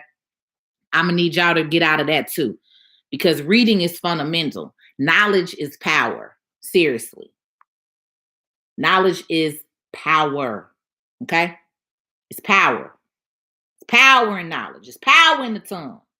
Okay? Power. Can you show a copy of your rent to own contract and the terms that you got? Can I show that right now on the internet? No. Who asked that? CN. Well, that's the attorney, CN.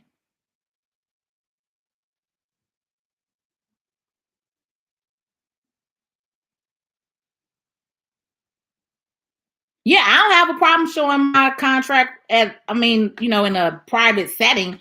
I know you said you're an attorney out of Georgia, but yeah, out of Illinois, no. It's not something that everybody does on a regular is rent to own, but it's definitely not a scam in Illinois. It's a lot of people that do it.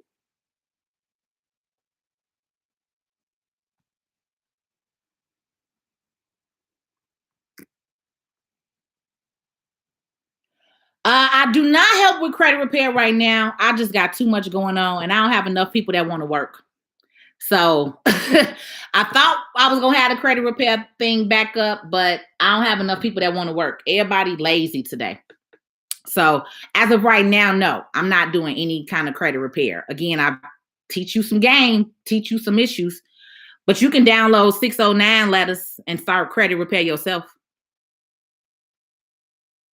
You can also do your own credit repair if you got the time or you willing to do it. It's literally template letters. You can download them on Google for free, everything. But if you want to pay somebody, I got a company that you could go to. I do have a company that I can refer you to. But yeah, as of right now, I'm not taking on any people for credit. I'm so much, I got so much going on. Yeah, I can't do it all. So we ain't doing the credit right now. But I definitely got a company for you. The Obama Library is a library that they're building here in Chicago. So in Chicago, on the south side of Chicago, they're building an Obama Library, which is in the heart of Hyde Park, Kenwood area in Chicago, Illinois. So again, when I say that, when it comes to construction and gentrification, and when they get to building up in our areas and our communities, again, a lot of Black people do not see that benefit. And this is another reason why I'm so, why I'm on here speaking and why I'm so going hard in the paint with Black people not selling their grandma house, because they coming for the Southeast side, coming for South Shore, coming for East Grand Crossing. They coming for it. And it don't make no sense that you've been over here your whole life, 30, 40, 50 years, and then you're not going to benefit from it. No, that don't make no sense. Makes no sense.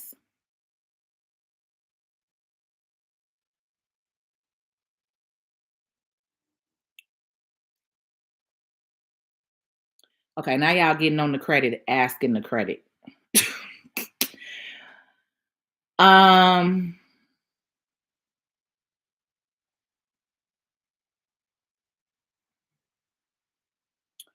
So when the house is up for foreclosure, it's completely gone if someone buys it at an auction. Yes, it is, Sakori. If it's in foreclosure and it goes to the auction site, baby, yeah, it's gone. That's exactly what happened to me. This is another reason why I'm on here talking, because people love to act like they didn't never go through nothing in life, and I'm far from that, baby. I ain't gonna never act like I ain't go through nothing in life, because baby, we all go through stuff in life, and guess what? You can get it right back. So that's exactly how I lost my house. I ended up doing a modification in 2018, and I quit paying my mortgage because I was listening to my other people. I'm like, why I got to keep paying my mortgage and all this stuff going on in the neighborhood? And they was trying to go up on my taxes and everything. So, but when you guys don't understand, when you apply for a modification, you're agreeing to a foreclosure. That's literally what a modification process is in a nutshell, right? So even though I was in an active modification, right, I was not in a foreclosure. I was in a modification process in my eyes, right? So I'm thinking, okay, I'm going back and forth. I'm sending them the paperwork that they requesting. Out the blue, a friend of mine, she worked for the law office, and she was like, she called me at 12 o'clock in the morning, and she was like, oh my God, Patrice, your house is on the freaking on the auction site. And I was like, you freak, I'm trying to stop cursing, y'all. I was like, you freaking lying. Went on the site. Baby, that was my house right there on the mortgage site, and my house sold for $37,000. My house sold for $37,000. Okay. Now, when your house get on the auction site, I could not personally buy my house back. See, this is again why I say this is why we need education, why we need to be informed. I could not personally buy my house back. You can't buy your own house back, right? So I ended up talking to somebody who told me what to do, which was, they said, set you up a LLC, create you a property management company, find somebody that you can list as the owner, put them on there and bid through there. And that's exactly what I did. I ended up bidding through the property, through the LLC. My ex at the time, I put him on there as the owner. We won the bid, won it for $37,500, right? The issue was when I decided to get the appraisal companies was not appraising my house for the value that it needed to be appraised at. So when you're dealing with, at that particular time, I'm just be honest. I ain't had the 40,000. It was a lot going on. I had got sick. I think my mom had got sick. I wasn't working as much. This what taught me so much with everything that's going on. When you are an entrepreneur and you self-employed, you got your home bills, then you got your office bills. I had an office location. I had a 2,000 square foot office location. My office bills was $3,000 a month. So I was paying $36,000 just for my office alone, right? That's not including paying my assistant. That's not including anything else outside of that, right? Then I still got to live. I had a mortgage, car note, property, right? You get what I'm saying? This is how people get into debt. And this is why I said my learning experiences has taught me so much. I'm going to share that information. I'm not going to be ashamed of what I went through. I'm not going to be ashamed that I lost my house in the foreclosure. I'm not going to be ashamed that I lost 2 cars before. And so what? Because today I'm winning. I got 2 properties, 2 cars, a business, more assets. You get what I'm saying?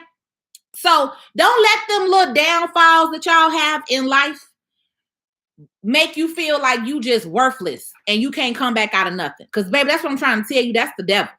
Okay? This is what I'm trying to tell my Black people.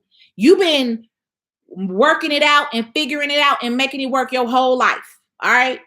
It don't always have to be a struggle, though. You don't always got to be on the struggle bus. You don't always have to be starting back over. Because thank God that was my one time that I failed. And I said, from that day moving forward, I will never be in this position again. And from that day moving forward, I have continually leveled myself up every single year. Right? Every single year, once that has happened, I make sure I stay on track. I do quarterly meetings with myself. Okay, Patrice, where you at? What you do this year? You said you was doing this. Now, this was your goal. Where you at with it? Like, you got to check yourself in life. You got to be like, okay, I ain't making no money. I'm still living check to check. That's on you at this point. You got to be honest and hold accountability with yourself, right? But I ain't gonna never sit here and act like I ain't been through nothing and didn't go through nothing. Nah. But this is why I be telling y'all all these different strategies on how you can get into the real estate game through tax lien, how you can take over your family house and get it out of foreclosure, and you can take it over, and you can pull the money out, and you can do, and you can, and you can, and you can. Can you hear that? Because I don't have can't in the vocabulary. That word don't even fit in my vocabulary. Ain't no such thing as can't. It's a way. All right. And this is what I'm trying to tell y'all. It's a way. And it ain't no way in hell we have these properties and we have these communities and that they're being continually gentrified. They're being gentrified because you're not standing up for your property. You're not standing up for your community. You're not reinvesting in yourself. You're not learning something new that is going to help you take back your community. If you're always in the mindset of a lack or I'm down or I'm broke or even keeping that mentality of thinking that you broke, I don't even say I'm broke. When my money get a little low, I'll be like, okay, I'm a little low on funds. I'm gonna need you to take broke out of your vocabulary. Because when you continually think I'm broke, I'm limited, I'm stuck on government assistance, that's how you're gonna think. You're never gonna acquire any positive energy that's gonna make you think differently. You get what I'm saying? So you gotta completely unlearn how you was thinking and reprogram yourself to a positive mindset of I could do anything. Even if it's challenges in it, you still gotta understand you could get through it. But ain't nothing in life easy. All right. It's gonna be a challenge, but you could come out of that challenge. I'm sorry, YouTubers, I just did not answer none of your stuff. So I'm sorry. Do you need a minimum assessment worth to start a trust? That's a good question, Malcolm. That is a good question. Since I don't do trust, that's a good question for a trust planner or an attorney. If you want to tap into the 5-day wealth challenge, you can come on and you can find that out from my trust planner. Okay. But that's a good question, Malcolm, but I'm not sure on that. I like how you ask that question though. Do you need a minimum asset worth to start a trust? I like that.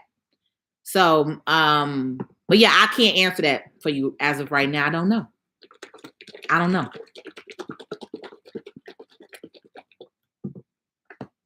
Okay, that's all. I don't have any other questions.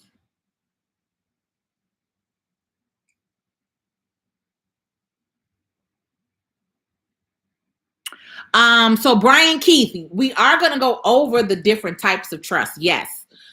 We are going to go over that. Yes, we will. And then he also breaks down to why you want to have a trust, right? Or what are some of the things that we put into a trust.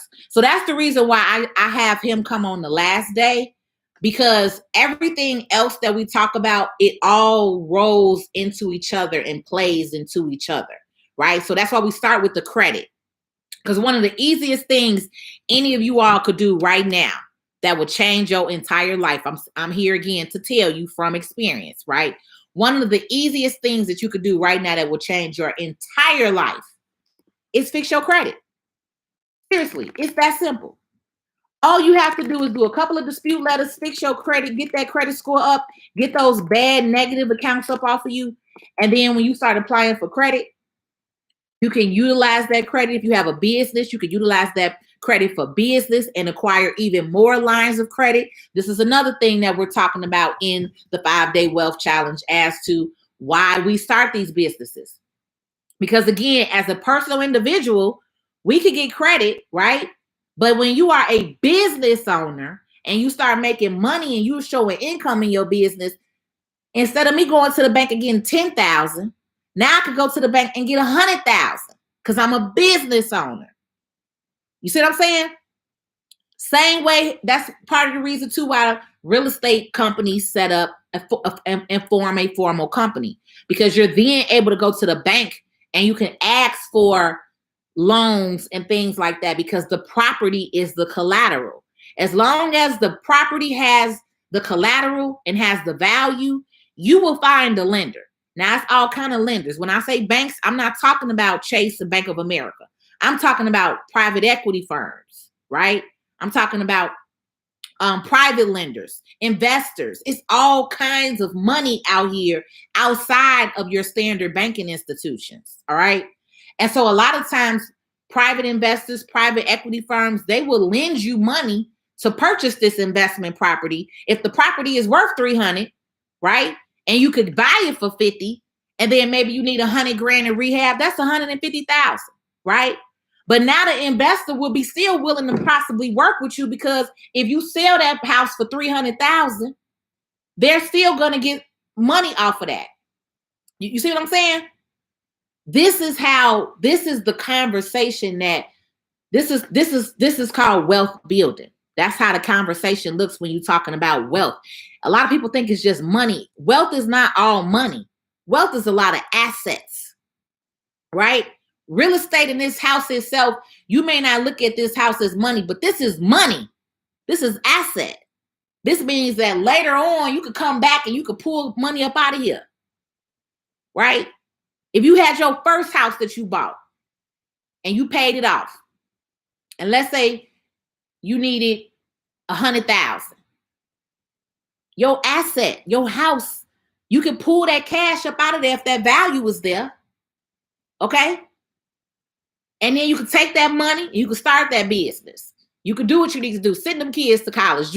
It's all kind of stuff that you could do once you understand the value of money and assets and wealth building and protection and property. Credit, taxes, real estate. It's like these are the conversations we ain't having. I need us to have more of these conversations in the community. All right.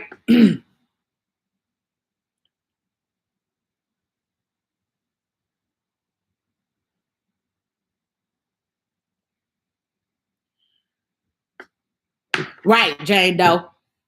I learned that, unfortunately, the hard way. Right?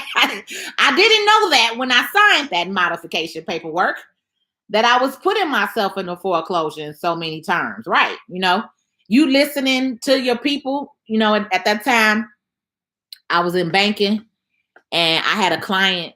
This is, let me just tell y'all real quick. This is how it happened, right? I had a client that came in and he had a mortgage with Chase. His mortgage was like I don't know, let's just say it was like almost $3,000 because him and his wife had just bought this brand new construction property that was like $800,000, right?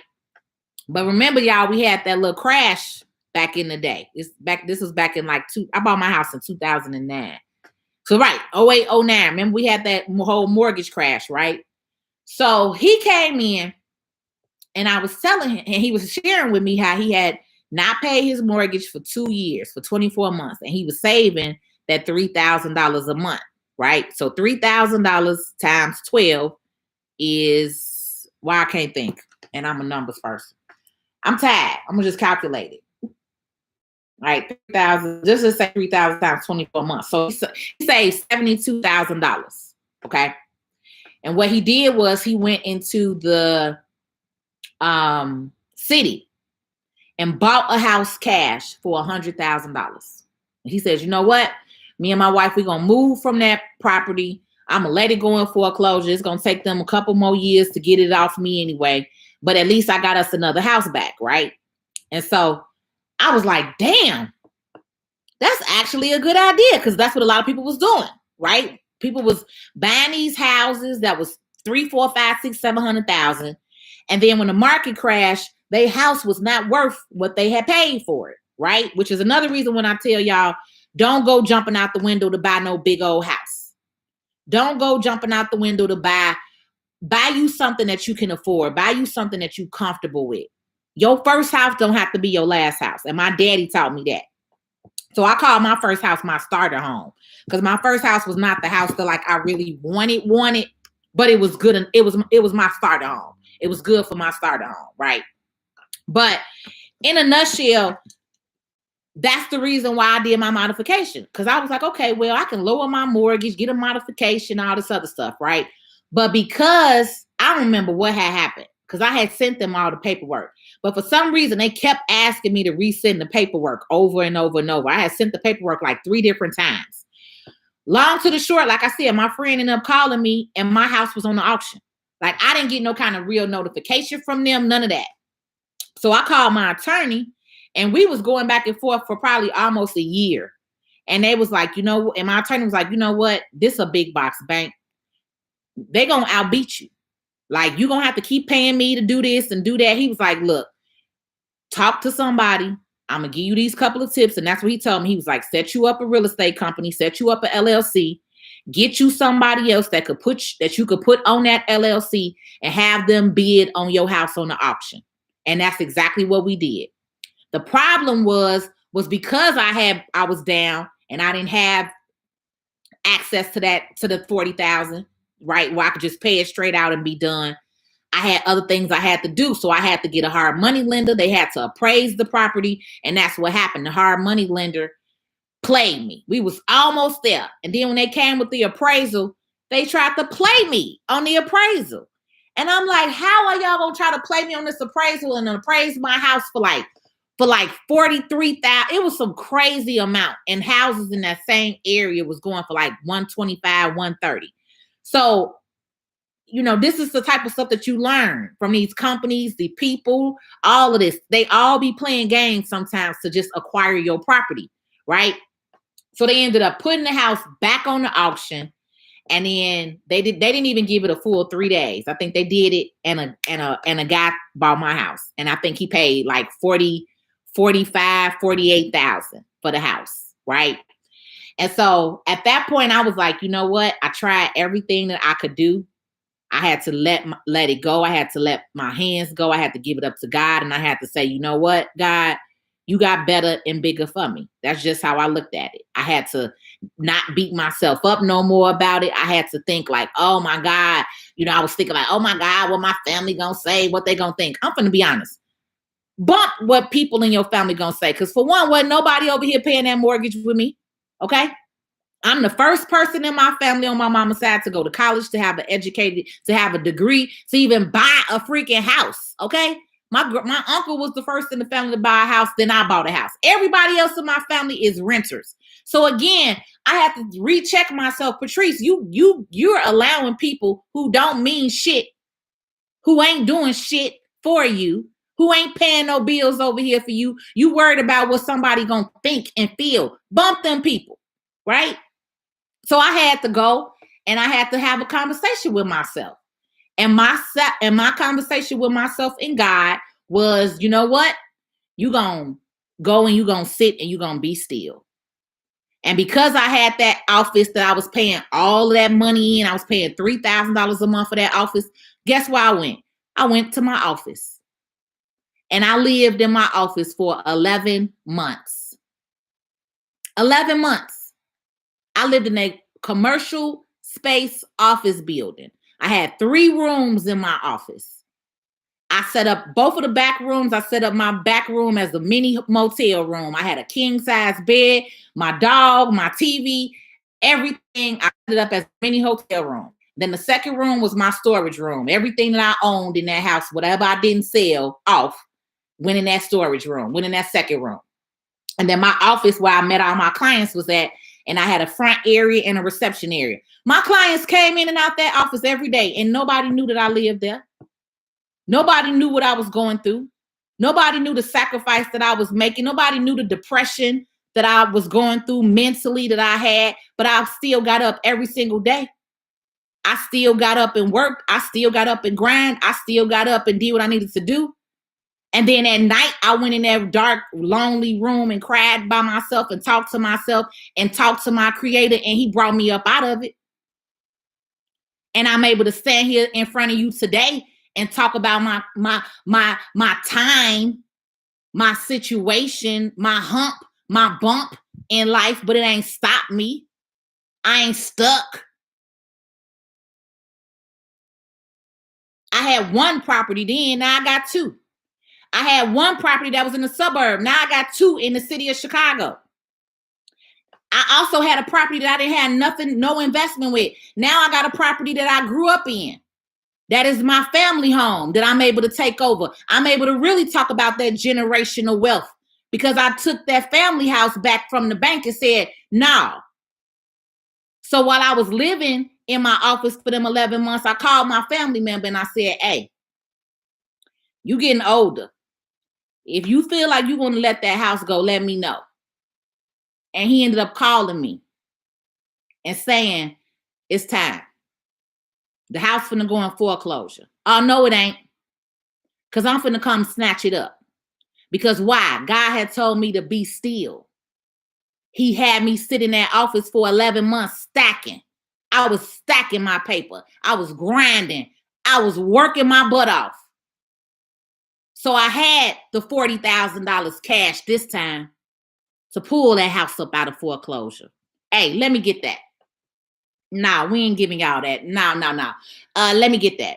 So before it even went to foreclosure, before it even went, the day I called, the paperwork was on the banker's desk to send it. The morning that I called and talked to the bank rep and said, hey, I'm coming in. We're going to take this house back. Y'all not about to sell that house. All right. That was in 2019. This house was only worth maybe $100,000. This house is almost worth $250,000 right now in less than 3 years. Again, Black people, this is why I be saying, don't sell grandma's house. Figure it out. Pull yourselves together. Pull the money together. Because the amount of money that's past due on a mortgage, more than likely, is not a whole lot of money. Especially if it's in a senior's name. Luckily, because this house was still under a senior, and we were able to do a modification, right, with their income, my mortgage ain't even $500 a month. I owe less than $40,000 on this property. This upcoming tax season, I'm paying this property off. Then I will own this property free and clear. Okay? So you can't tell me what you can't come out of and what you can't do when you put your mind to something. When you don't have no excuses. When you're not worried about what your family members who are not doing shit for you, that ain't over here doing nothing for you. I I'm the so-called black sheep of the family, which is real crazy to me because I'm the only one in the family that's trying to actually do something and educate the family. But my family is one of them. Well, you think you all that because you want to do. Okay, that's fine. I got some of them mindset people. I don't have time for that. So this is why God gave me a community to talk to educate. Because if my family don't listen, okay, well, I could save somebody else's family that's willing to listen. Because we talked about this. People who look like you, who grew up around you, your family members, sometimes they don't want to see you win. They don't want to see you doing better than them. Or they too prideful to ask for help. Or they too prideful to say, hey, how did that go? How did you do that? Can you teach me? I'm willing to learn. Too much pride. But I'm chosen. God made me different. I've been like this since I was a kid. Born like this. Born leader. Born chosen one. Born queen. Born goddess. Know who I am. Know my worth. Know my value. Know who I am as a black woman. Know the veins that the ancestors sacrificed. Because came from a civil rights leader, right? We talked about Viola Louise Duval Stewart, the first African-American teacher in this country to fight for equal pay. Very first one. She was way before Roe versus Wade, right? First black woman to do it. So I know all about sacrifices, civil rights, and what our people do, but that's the problem. We have one person. We have one person that's speaking for a whole nation. We have one person. We had one teacher that fought against the system in South Carolina and won her case with Thurgood Marshall, right? But after she left, guess what? Nobody else picked up the torch. No other teacher came in after her and said, oh, let me pick the torch up. She started it. Let me finish it. That's the problem with the African-American community. Nobody wants to pick the torch up. I know I timed out y'all because my battery about to die. But that's the problem with the African-American community. Nobody wants to pick the torch up. You want to just watch somebody else do the work that's going to help benefit you. No, that's not how it works. And until we learn that as a whole, as a community, it takes more than one person. That's why we are in this cycle again. Everything that Martin Luther King, Malcolm X, everybody else was saying, all of the leaders before us, we saying the same shit in 2022. I wonder why, Black people. I wonder why we're in the same place in 2022 and I'm still having this same conversation, sounding like my grandmother. When are y'all ready to pick the torch up? Who on here is ready to pick the torch up and learn something? Who on here is ready to pick the torch up? Because that's what my grandmother, me seeing her and being exposed to her and hearing her and learning from her, that's what I felt is what she was telling me. You got to pick the torch up, baby girl. I did so much. Now it's your turn. I feel like I owe it to my grandmother to pick the torch up because I know what she went through. I know she could have been lynched in 1943 when she went to court against them white folks talking about she needs some more money. She was making 50 cents a week, $1.53 a week or some crap, some crazy astronomical crap that none of us could live on today. None of y'all could live the way our grandparents and our grandparents, great-grandparents lived. Y'all wouldn't even survive it. Y'all wouldn't even know how to handle it. So it is inevitable for me to pick the torch up, knowing what sacrifices she made before me to get here, for me to be walking around free the way I'm walking around today. That don't even make no sense. That would be disrespectful to not pick the torch up. You disrespecting your ancestors. Y'all are. And then you wonder why we are the way we are today. You're not respectful of the ancestors who came before you. And this is why I said, don't sell grandma's house.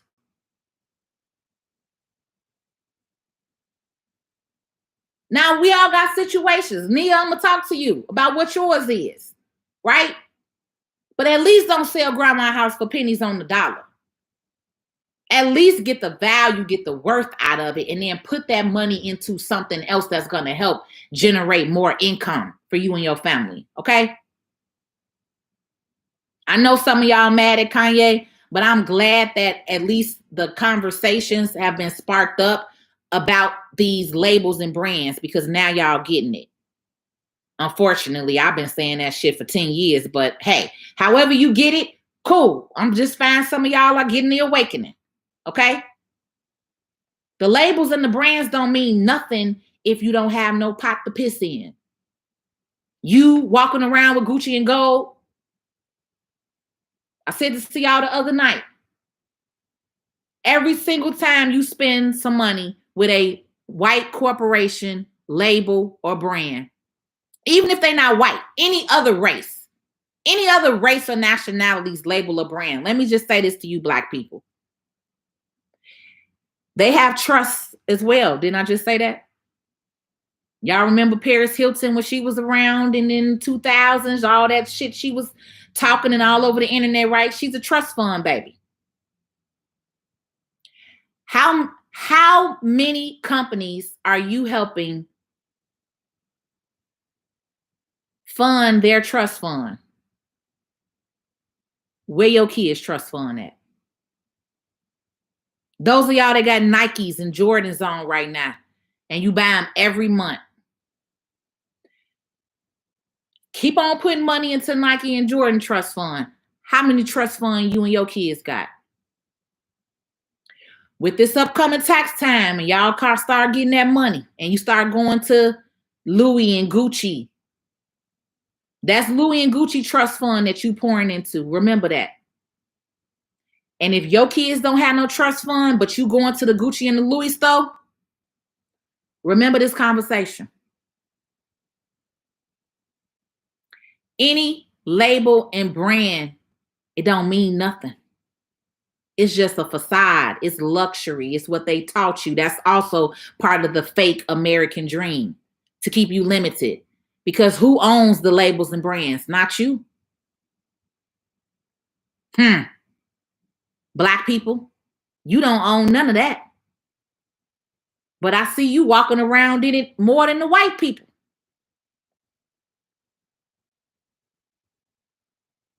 You'll go and buy and spend that before you go and buy and shop with your friend.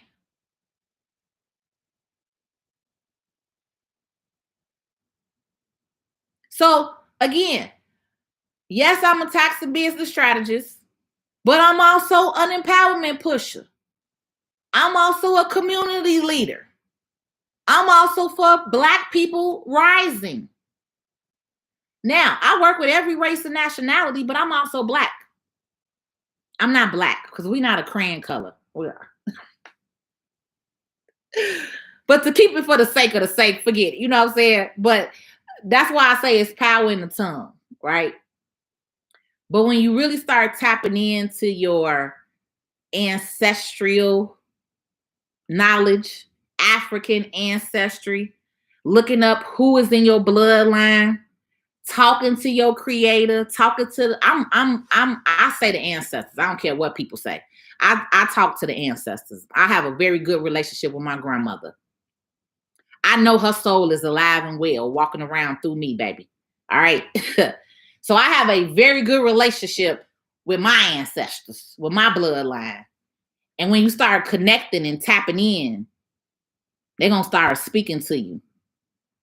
They're going to start telling you some things. But you got to be willing to listen. You got to be open and in a point of clarity to where you understanding. You get what I'm saying? You can't be all clouded with drama and bullshit. Like, I don't watch TV. I rarely watch TV. If I do watch it, I may catch me a little Netflix or something, but I don't watch TV. I don't watch reality TV shows anymore. I cut off Love and Hip Hop. I cut off all the negative. I I cut off anything that's negative or negative reflection of Black people on TV. I no longer watch Love and Hip Hop. I no longer watch The Real Housewives of Atlanta, any state, city, Atlanta, Tacoma, Los Angeles, all of them. It's drama, it's ignorant, it's ghetto. It ain't teaching me nothing but how to be an ignorant, loud, ghetto drama person and be mad at women. I ain't got time for that. Real women with money don't act like that. Real women ain't walking around wealthy, acting like how they show and portray to you on reality TV. It is what it is. That's why it's called reality TV. Okay? TV. So it's a facade. It's for ratings. It's to get you up, to get you to be paying attention, to keep you clouded. That's what it is. To keep you not on here listening to this kind of information at night. It's to keep you limited.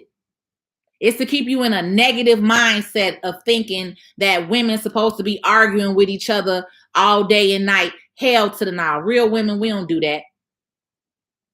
Real grown women ain't walking around acting like that. Right? So what do you have to do? How do you change that? You can't change what's put on the TV, but guess what? You could control cutting that TV on. You could control the time. You could control not turning on that shit and cutting the channel and turning to another channel. You can control that. So you could control this right here. You could control this. Don't allow society to make you think that you are not in control, because you are. You are all independently in control of your own life. Where it starts is right here. If I would have let the devil win 4 years ago and would have just been stuck and stagnant and in my feelings about losing my house and in my feelings about what other people think about me, what other people have to say about me, I ain't even had nothing. I would still be stuck and stagnant. That's the problem. I would still be stuck and stagnant if I allowed society to make me think that I was less than because I lost my house.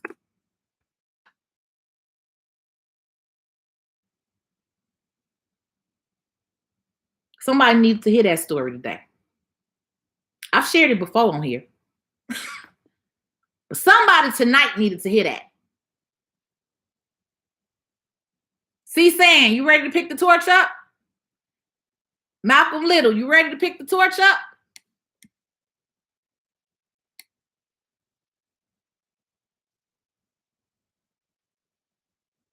I do not work with trademarks or copyrights. Again, I do have an attorney that I can refer you to for that, though. All right. I'm also going to put my email on here. That way, if you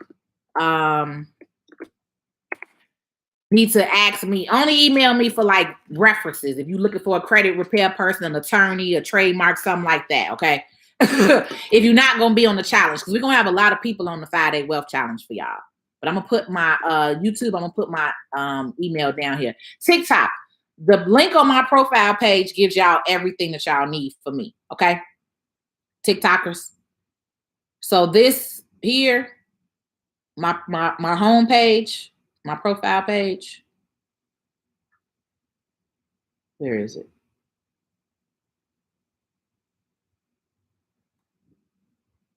Here we go. So y'all see here? That link right there takes you to connect with me. All right. So that link will take you to another link that's going to give you some options to connect with me. My phone number is on there. I'm going to update it and put our email. But you can email me from there and everything. You can follow all of the platform channels, and you can also click that link to get into the challenge if you want to get in the 5-Day Wealth Challenge. Now, I know I've been running my mouth for 2 whole hours. Now, I promise I'm going to go through. If you have questions right now, I'm going to go through and answer those questions. All right. I know I have a couple of subscribers. If you guys are on my VIP members, go ahead and put your questions down right now because everything went away. I just refreshed the screen. So if you are a VIP on here and you have a question, I'm definitely gonna answer it. Okay. Let's roll because I'm gonna go to this black-owned restaurant and eat dinner tonight. So let's get off of here by within the next 20 minutes, y'all. Let's do the last few minutes. We'll do Q&A. If you all have any questions regarding the wealth challenge, you can ask me that.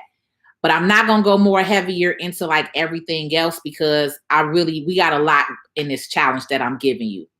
And that's why, again, I'm letting y'all know this 197 is the last year that you're getting this at this price. Because when I launch this course in 2023, it's definitely going to be 4,000 times the price. The course itself is a $2,000 course.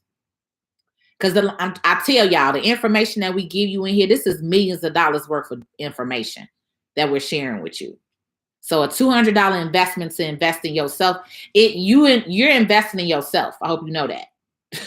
Because the information that you're getting on this 5 days from these professionals, okay, you are investing in yourself. Yes, you investing in me, thank you. But you are also investing in yourself right now. Okay? Let's do YouTube first, and then we'll do TikTok. Because it's not that many of you guys on YouTube.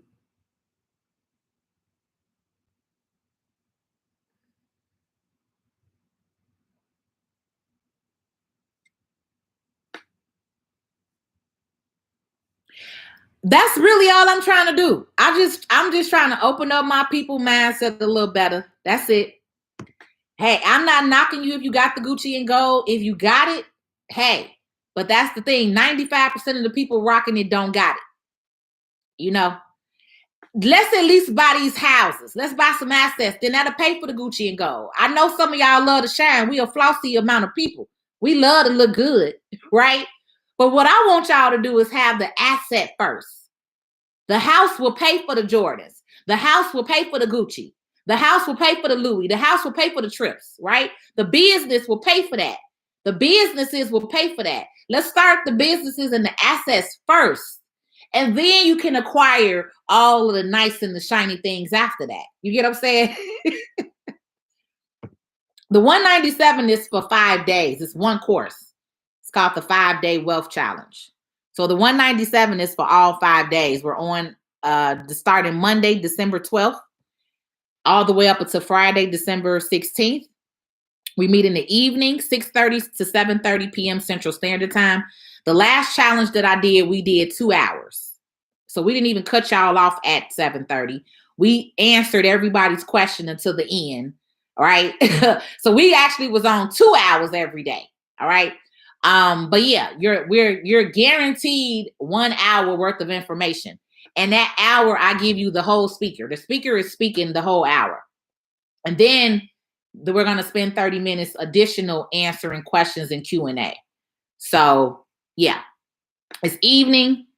Originally, I gave you 7 days for it as the replay. But now I'm going to give you 30 days access because this is the last class that I'm doing of the year. And it will never be at this price again.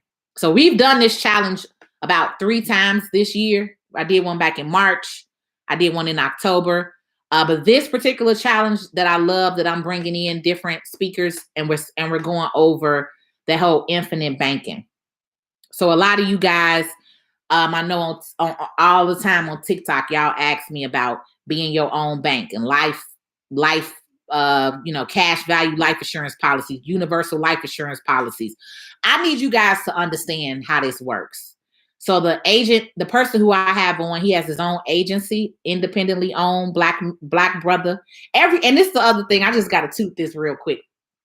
Y'all, I got all black men speaking. I love black men professionals. I just want to say that. I love when my black male kings are in their grace and their glory and their knowledge and they know some stuff. All of these brothers are experts in their field and they know what they're talking about. I would not have them on my platform if I did not work with all of them personally. Okay. But I had to just throw that out there. These is all black men. Whew, baby. That's about to educate you and give you these gems tonight. And this is why I said we need more representation. You need to see more people of character and value and who are not just in it about the money, who have a mission like me to educate the community. Okay. All right. I gotta answer questions. Let's see. All right, that's not a question. Y'all kind of just on here talking. And I love when y'all be on here talking and connecting with each other. Again, this community. This is a community here. All right. So I love that. There are so many abandoned properties in my city. How can I go about buying and rehabbing those properties on a limited 9 to 5? So the thing is, Anjanita Gills. Are you my client, Miss Gills? That's not a common name. Is this Miss Gills that's my client? I don't know if you still on here or not. That's not a common name. But let me answer your question. In a nutshell, yes. There are a couple of ways. I know you just said you tapped in. You could also look into tax lien sales. That's one of the ways if you want, because that way you don't have to, it won't deal with your 9 to 5. You can do that on your own. But as far as properties, this is what I would say. I would say go around the properties, write them down, write all the addresses down. And what you need to do is you need to get with you a real estate agent. So I have several. My aunt is one of my real estate agents. And then I also have a friend of mine who's also a lender. But I have 2 real estate agents that I reach out to. And what I do is when I drive past property that I like, I have a notebook in my car. I write the address down and then I send them a list. I don't do one property here and there because you don't want to waste people's time. So if you decide to work, if you get with a realtor that you could trust and that you could work with, have a conversation with them because they have access to the MLS site. And that MLS site that realtors have is a totally different site that all of us don't have access to. That's why they're licensed and they have access to that site. It's called the MLS site. It's property on that sucker all day, every day. And it's a lot of deals that go through there that the average person don't see because realtors, they get a lot of this stuff too, right? But outside of you doing a realtor, if you didn't want to partner with somebody, tax lien sales, foreclosures, auctions, like my house was on auction.com. Literally, auction.com, right? You can go on auction.com and you can look up different properties in your area, in your zip code, and there's somebody's house on there that you could buy right now. Okay? Zillow, Redfin, all of these are places and companies that you can go on and look online right now for foreclosed properties in your area. You can look at it. Zillow is Zillo. I'm sorry, Zillow. Zillow.com is one. Redfin, Redfin. Okay. Redfin, redfin.com. That's another one that you could go on. It's a lot of sites, but those are some of the ones that I personally have used and looked up. Okay.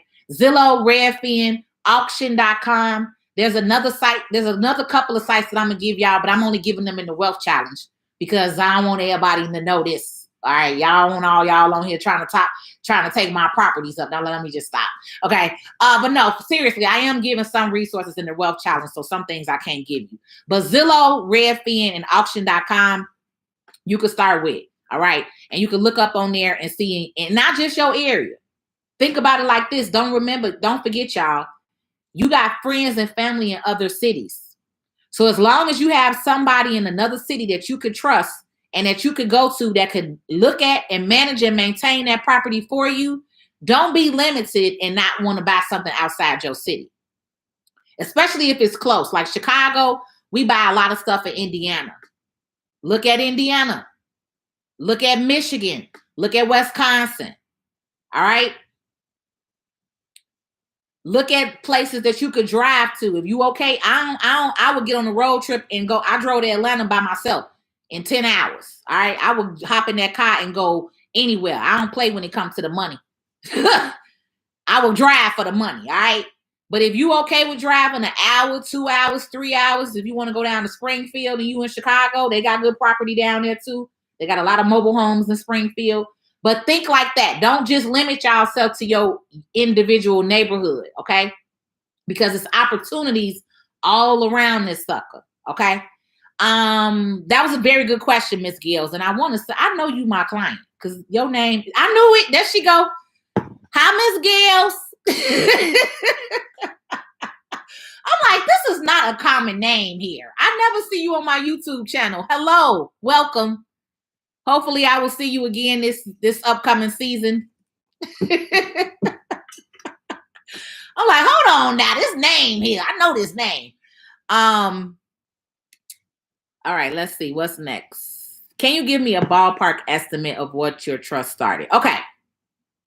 We're going to go over this, Rosario, in my 5-day wealth challenge. We're going to use my trust as an example, actually, on the challenge. Okay. But pretty much, I didn't create a full trust until I bought this property. Okay. I didn't do that. I bought this property and then I bought my family house. Okay. So I personally I didn't do it. And I could have done it earlier though, because I also have a business. And that's what I learned from Gary, my wealth advisor, was because I have a business and I have personal assets. He was the one who recommended that I have 2 different type of trusts. One as a business trust, because also there's different tax rules and regulations when you guys have a business trust set up. And then there's also different tax rules and regulations when you have like a family trust or a personal trust. You get what I'm saying?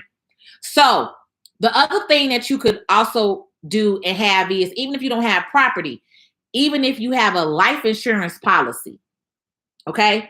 And let's say you have kids, and let's say you know that these kids are not financially ready or prepared to manage the money that you're leaving them.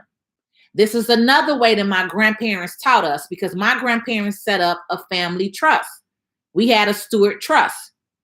So when they passed away, the money and the assets and everything were all divided between us, the grandkids, through the family trust. And guess what one of the stipulations were? I shared this with you guys before.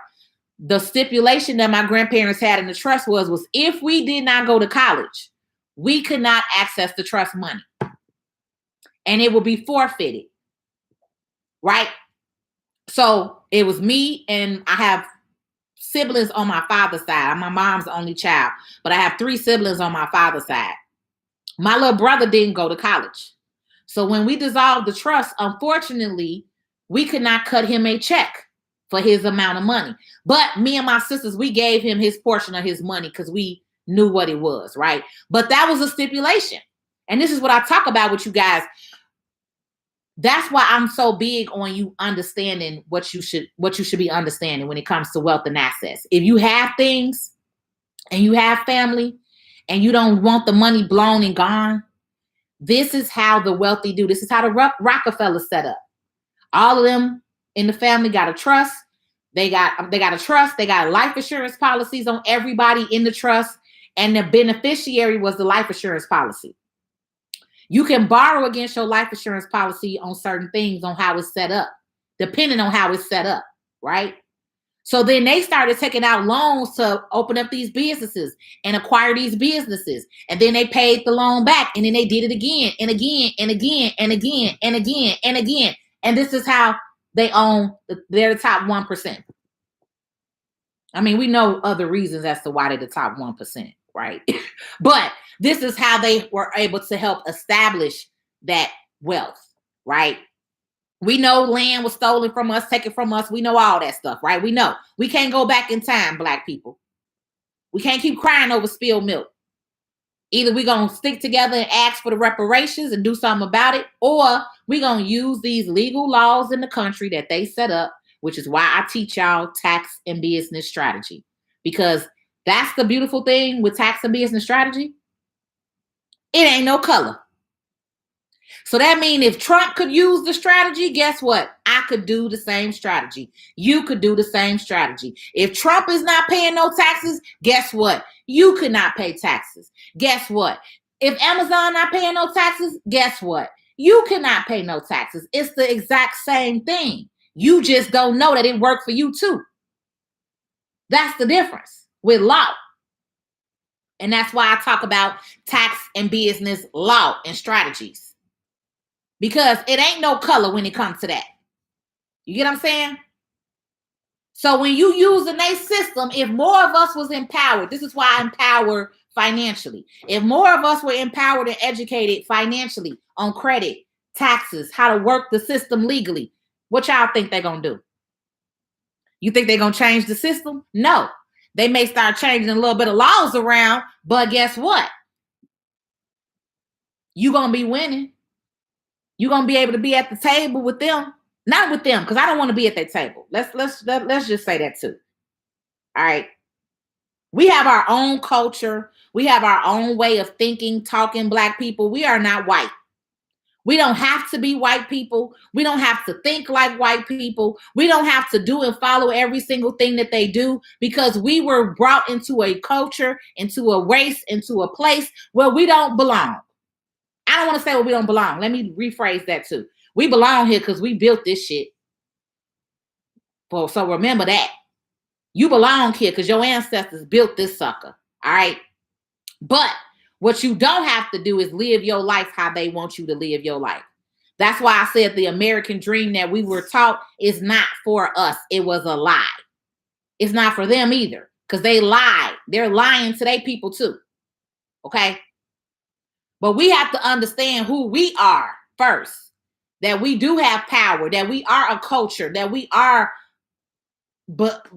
beautiful within ourselves, just how we are. What we don't understand is how to manage our money and resources and to pull them together like every other race and culture. That's the difference. I'm not never trying to be white. This is why I still talk the way I talk. That's why I'm hood and ghetto. All right. Some Black professionals think I am unprofessional. Okay, and oh well. I am not working for the man. I work for my goddamn self. I work for Patrice L. Stewart. I don't work for Chase. I don't work for BMO. I don't work for no white corporation, so I don't have to speak and talk like them. I don't got to do shit like them. That's the difference when you become a business owner. You're in business. You can create your own rules. All right? Simple as that. But imagine if every Black person knew and understand credit, taxes, money management, how to get these assets, how to get this money. Y'all wouldn't be on here talking about no damn reparations. Y'all wouldn't be on here talking about, well, we need this and we need that. No, you don't. You got everything you need right here. You just need to tap in. You need to start following people who actually care about you. Listening to people who actually understand what they're talking about. Real professionals. It ain't that we ain't here. It's that we're at deaf ears most of the time. It took me to get on TikTok for some people to really start listening. Hello, TikTok. Hello, YouTube. Right? This is why I'm on these platforms. Because Facebook wasn't listening for 10 years. But tap in.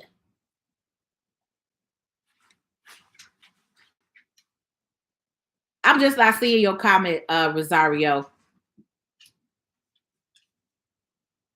You say, I changed my mind about money and spending. Girl, we got to.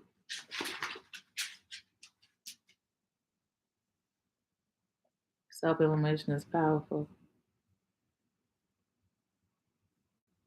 Oh, you got this, Rosario. Zero debt is coming your way, boo.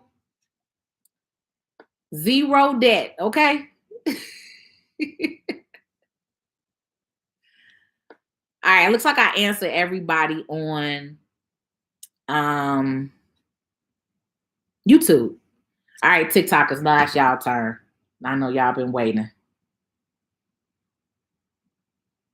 I'm gonna put this other challenge on here one more time. So if y'all want to get into the 5-day wealth challenge, text me 773-253-8668. Tap on in or hit the link in my bio. Tickets are still $197. Okay. Let me look for my VIP people on here.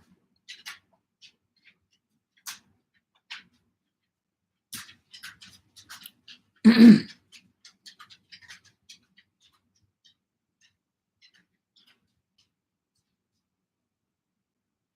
think I answered that one already.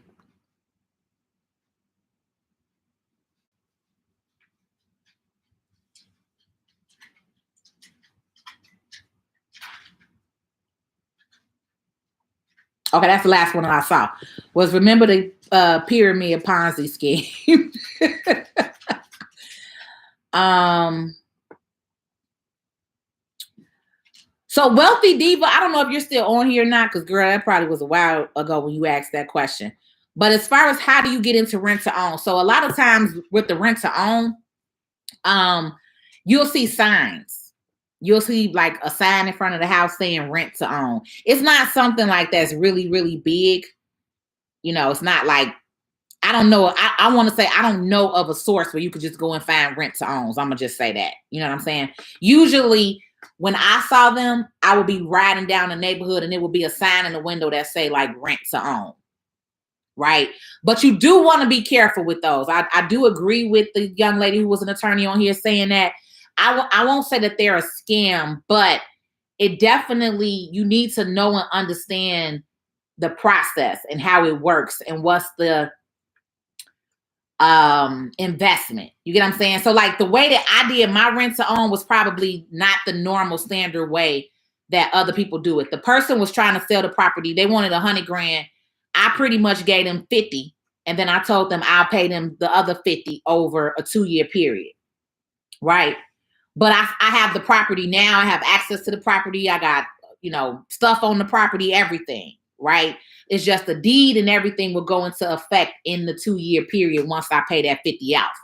But most agreements aren't set up like that. Most people are probably paying like a monthly rent to own, like a mortgage kind of payment. And see, I did more like a rent to own as like a wholesale deal. So I wanted this property. The lady only wanted that 100,000 for it. I know that this property is going to be worth so much more, especially in the area that it's in. And so that was the way that I did that deal. So that was different because I'm an investor. You get what I'm saying? So, and I know a lot already in the game. Somebody like you, if you're completely new to it, sit down with an attorney. Talk to somebody who can read the contract and the agreement and go over the stipulations with you so you can understand more. But when I was speaking about it from a rent to own when I was speaking about it from a rent to own perspective, I'm speaking as an investor. So investors do some of these deals, but that's because we have larger lump sums of cash, right? So when people are trying to buy their house or sell their house for the 80 grand, they want that 80,000 today most of the time. But if you a good salesperson, right, you can come up with an offer like what I gave the lady was, well, let me do a rent to own, which is let me rent it out. I got a tenant in there, right? But I'm paying her over the next 18 months for the balance. But technically, I got the property and already making money off of it. You get what I'm saying? So that's different for me because I'm also not new to this. But if you're brand new, I wouldn't suggest going straight into doing something like that on your own. Because the attorney was right. It's a lot of bad reviews when it comes to the rent to own, because usually it's the people. That's what I'm talking about. Ethics and morals play a big role. And honestly, it's a lot of people that do not have ethics and morals. And unfortunately are in financial services. So we have to understand that. But we do have to be careful of who we work with. Paul Miranda, see, he on here. He like, I do them too. That's why I'm like, I'm not with that saying one way is a bad way, because it's always how you do it. Who told me I know you see my comment? Oh Lord. I want to own property in Illinois because I travel back and forth. Boss Bank, baby, you definitely need to be owning property. Everybody leave Chicago and go to ATL, but y'all still kind of live here. Get you a crib, girl, at Airbnb that sucker out, or corporate lease that sucker out.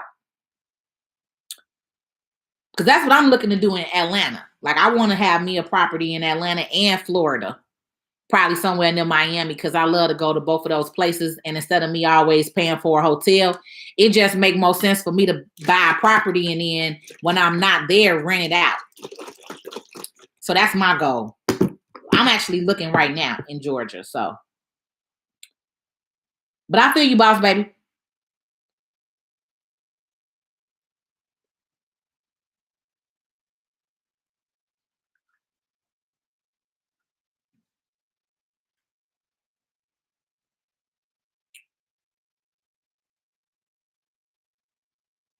So do y'all do know the trust is not only for a property. You can have other assets in a trust, but that actually on how you want to do that, that will be more for the attorney or the trust advisor that I have or that you could talk to.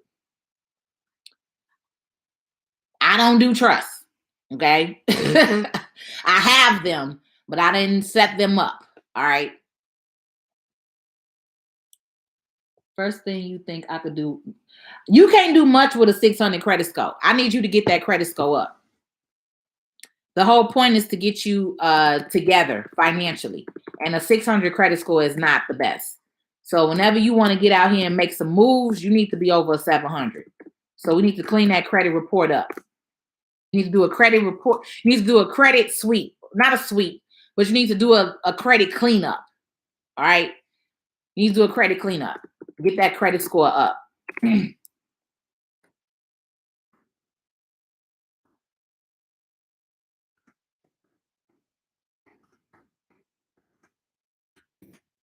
is it 6:55? Okay. Um. So no, I don't really. So I'm not a mortgage person. I'm not a real estate person. Okay. Again, I have people on my live on my wealth challenge that we're going to go into. But as far as like FHA loans, you want to get with a lender. You want to get with a mortgage lender to look into your options of financing multifamily property. That's actually a very good idea. There's also somebody on Instagram that I really like. His name is Julian Gordon. He provides a lot of information, and he also has a program on how to buy multi-unit properties. He actually always talks about this. He always says you should not buy one house. You should buy a multi-unit family property first and then buy other properties. Even your first house, buy you a multi-unit property first. Get you some income coming in, then you could buy your house that you want. So I like Julian Gordon. I follow him, but I'm not on Instagram much. But he has a bigger, larger platform on Instagram. But that's who you want to get with when you want to talk about loans or mortgages. Okay, not I don't do those.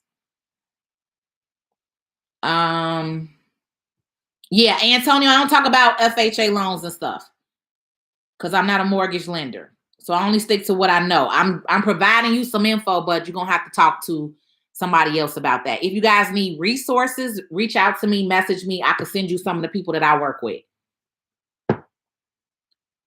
Um,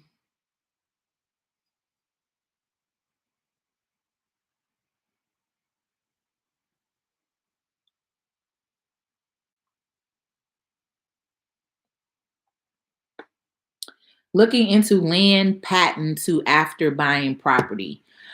Again, I've heard of that, but my trust in wealth advisor would be a good person for that because I know Jerry does that.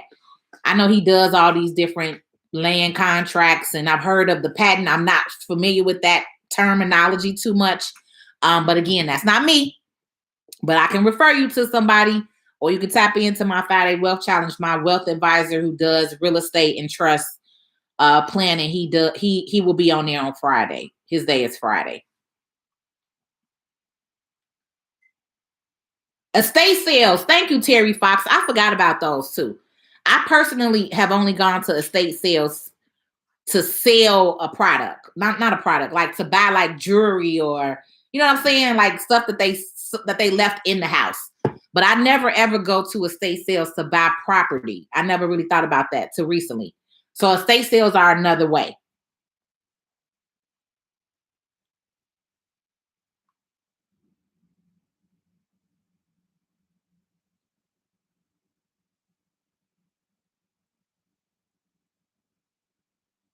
Okay, y'all agreeing with me. Okay, that's what I was talking about.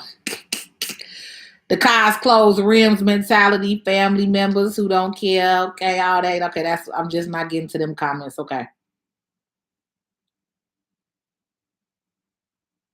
Miranda, people need it. I see you a black dude. Come on, Paul. I need you to give me a date, a start date. I need you to put a date on there. Okay. A goal without a date ain't nothing but a fake plan. All right. So I'm gonna need you to say, Paul, January 2023, January 15th, 2023, I'm teaching estate real estate. Okay. Let's go. The people need the info. So it's a little button right here that you could join for my VIP subscription. So when you become a VIP, then I'll definitely make sure that I answer your questions. And then I'm also creating like a private community for the VIP people on TikTok. I don't want to use Facebook, so I'm looking at using another platform like Telegram or Mighty Networks or something like that. So I'm gonna figure it out this month.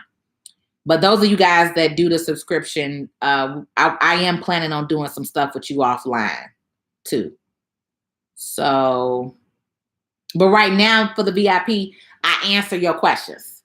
Like if I do this live and you a VIP member, I got to scroll through right now and look and make sure. Because if anybody that's a VIP member, I got to answer their questions right away, immediately.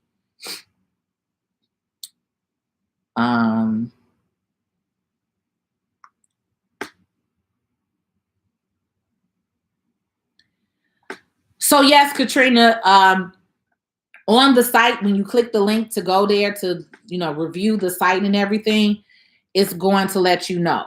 So TikTok, I'm gonna just get off of here because I'm really just going through and answering a few more questions and then we're done. But I put the link in the I put the link to work with me in the chat, as well as the link to the 5-day wealth challenge if any of you guys want to join. I am on every single day this month. Only day I'm not gonna be on in the evening is the week of the challenge. So the week of the challenge next week, I'll be only on the daytime, giving you guys some type of tip or we'll go over a topic. And then that's it. But I am on every single day this month, the month of December, because again, I'm really trying to get y'all in the mindset for 2023. Before y'all get to this tax money and blowing it, I need y'all to have a game plan. All right. So if you want, you can come on over to TikTok. I'm Patrice L. Stewart if you want to hear any of the last questions that we're going to review. But YouTube, I'm out. We was on here 2.5 hours tonight, y'all. Oof.